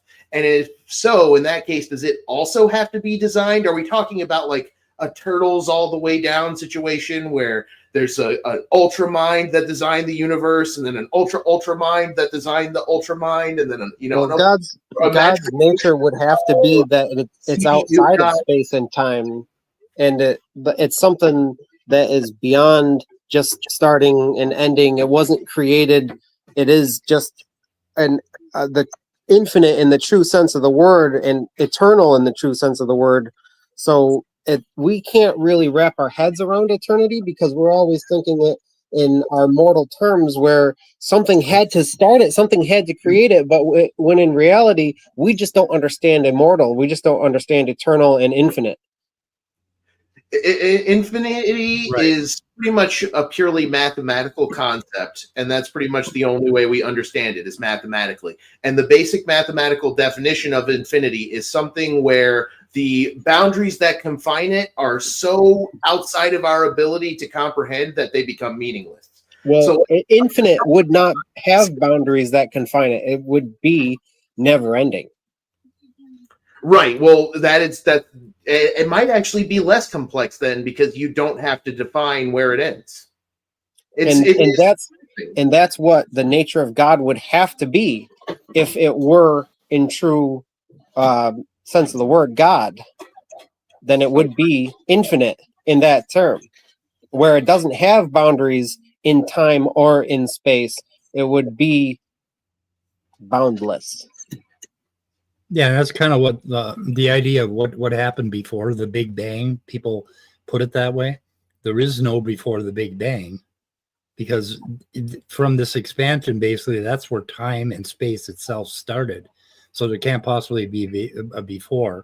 It'd be like what's north of the North Pole. There's nothing like that. But there's something that we can imagine, a greater structure of the universe that's out here, basically all around this stuff. And we don't know anything about that at all. And we can't even conceive of it, because we can't conceive of something without space-time. Because all of logic, all of regularity, all of rationality exists within this space-time bubble, right? So when people say before the Big Bang, they're talking out of their ass. There's no such thing. But we can conceptually come up with this. What is this thing that basically contains it, sort of? And I was thinking about that one time, and it's interesting. But when you think, okay, if we have like a bubble universe right here, and there's another bubble universe next to it, and another bubble universe next to it, okay, this next to it business, that doesn't happen. So there can't be no next to it.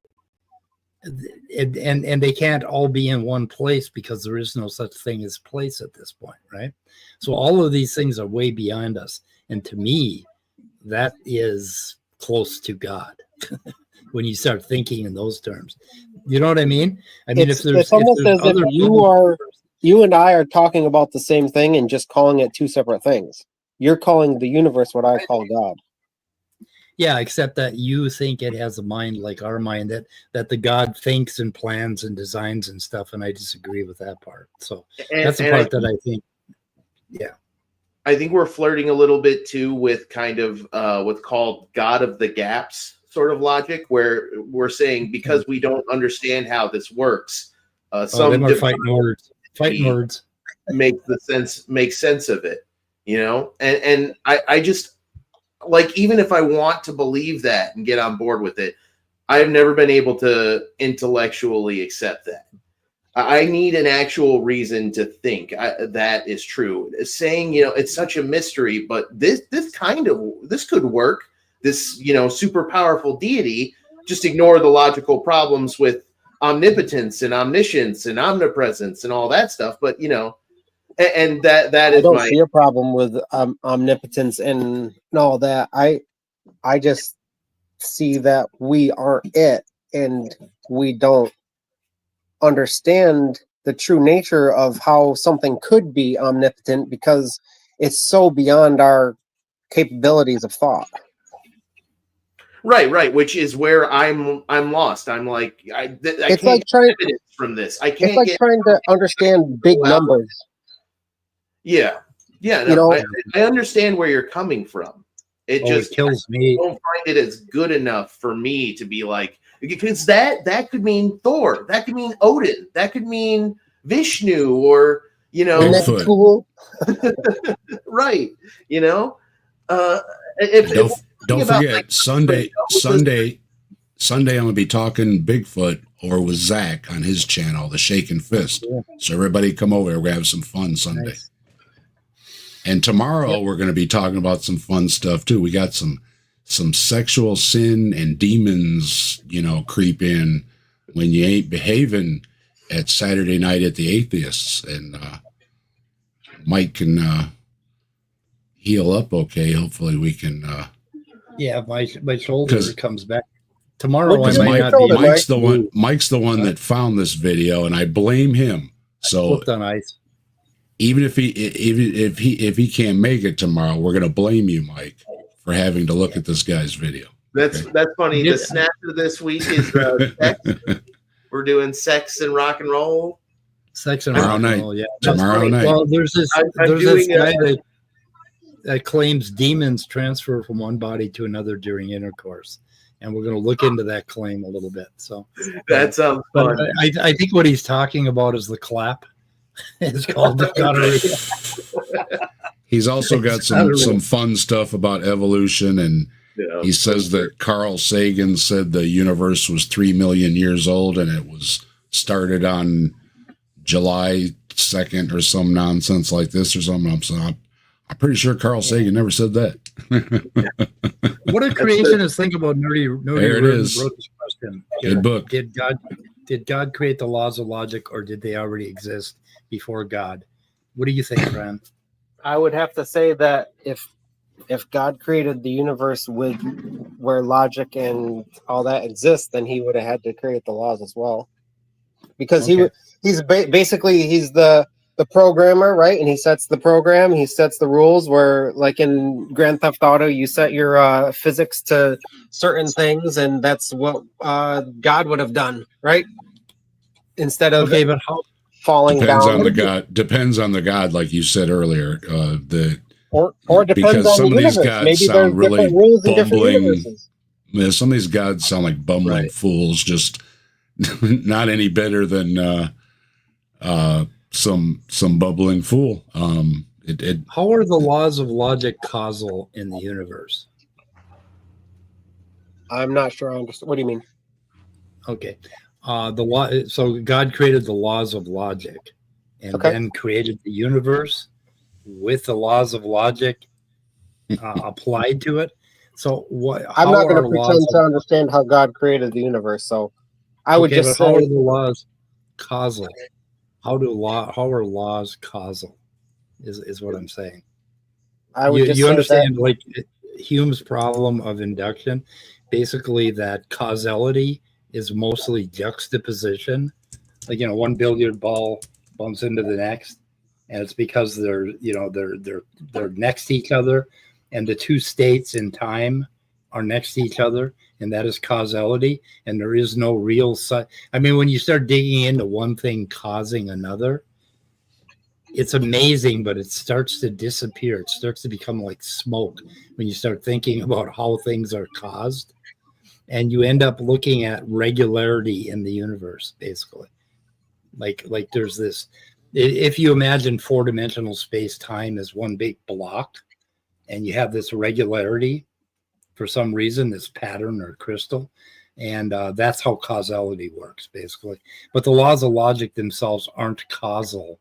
They're something that we derive and think about from them, from the way the universe behaves. And I wouldn't say the laws of logic cause anything. I'd say that we have discovered them. That they discovered. Okay. They're just something that exist. Yeah, I believe that they are part and parcel to the nature of space, time, and particles, basically. That when you have that system, the logic naturally falls out of it. And we don't know why there's space, time, and particles. We have no idea what's around that. But you can derive all of logic, all of nature. And for me, the human mind, morality, all of those things all flow out of that space-time continuum.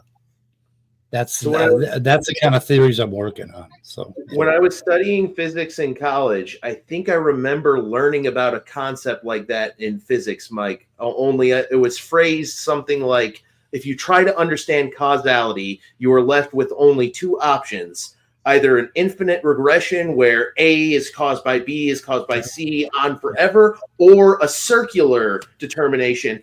A is because A. That's just it is. Just is. Yeah.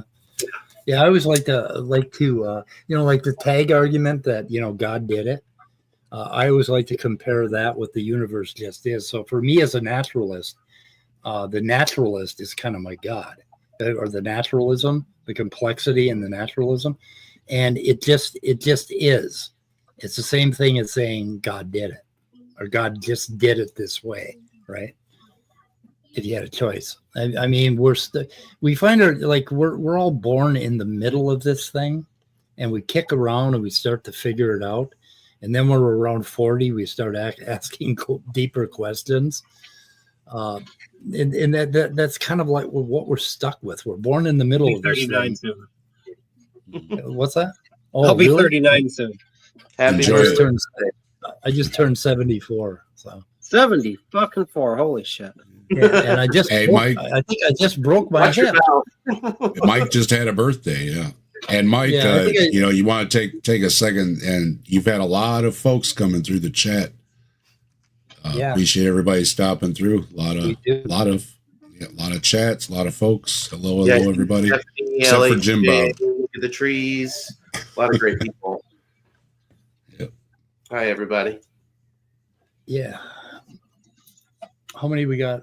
We have 13 people. Anyway, we're popular. I kind of want to get out of here. I want to get out of here soon. Yeah, it's almost time for dinner. Same. Yeah, we're about to plunge into the cold. The entire nation. I think even Texas is going to feel this Arctic. It's supposed to be like single digits next week. Yep. Negative. We're going to get negative 13 next week, and my hometown where I'm from is going to get negative 20. That's gross. But when we were kids, me and my sister were talking, it was negative 44 for like a month, right? 44 below. And one day it was 64 below. A friend of mine and I went up to the corner store to get munchies for the year that I think it was Cincinnati was in the Super Bowl or something. And we almost died trying to go up to the corner to get some munchies to watch the football game. It was like wind chill was like 50 below. We had 3-4 foot drifts of snow. We're like, oh my gosh, this is like a Himalayas expedition trying to get to 7-Eleven on the corner. I blame Al Qaeda for all them winters. I'm from Texas, and I moved up to Michigan when I was like 10, 11 years old, and I never got used to the cold. I hate the freaking cold. I have so many jackets and hoodies and blankets. I hate the cold up here. I never got used to it. That's why my chair is right next to that heater. Freezing already. I'm mad.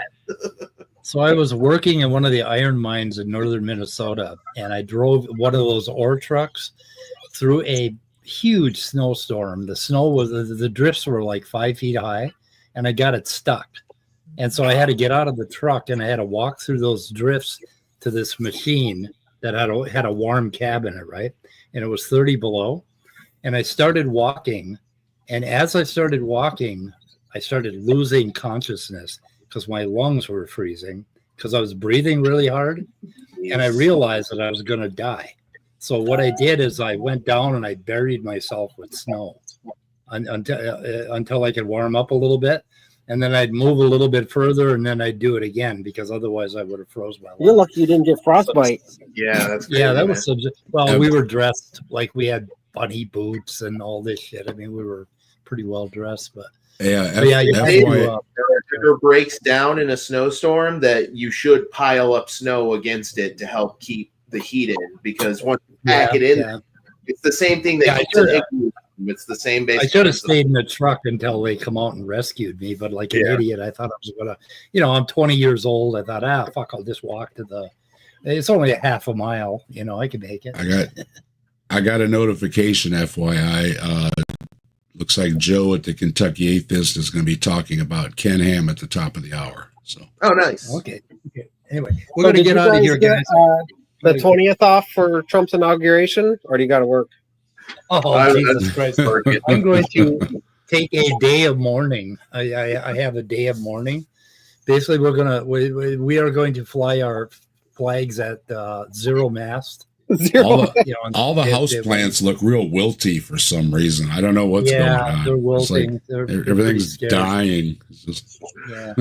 My cats are packing up and moving to Canada. I don't know what and then they're not sure if that's far enough because he might take over Canada. Yeah, I better check and see where the dogs are. My labs are pretty smart. They might have skedaddled too.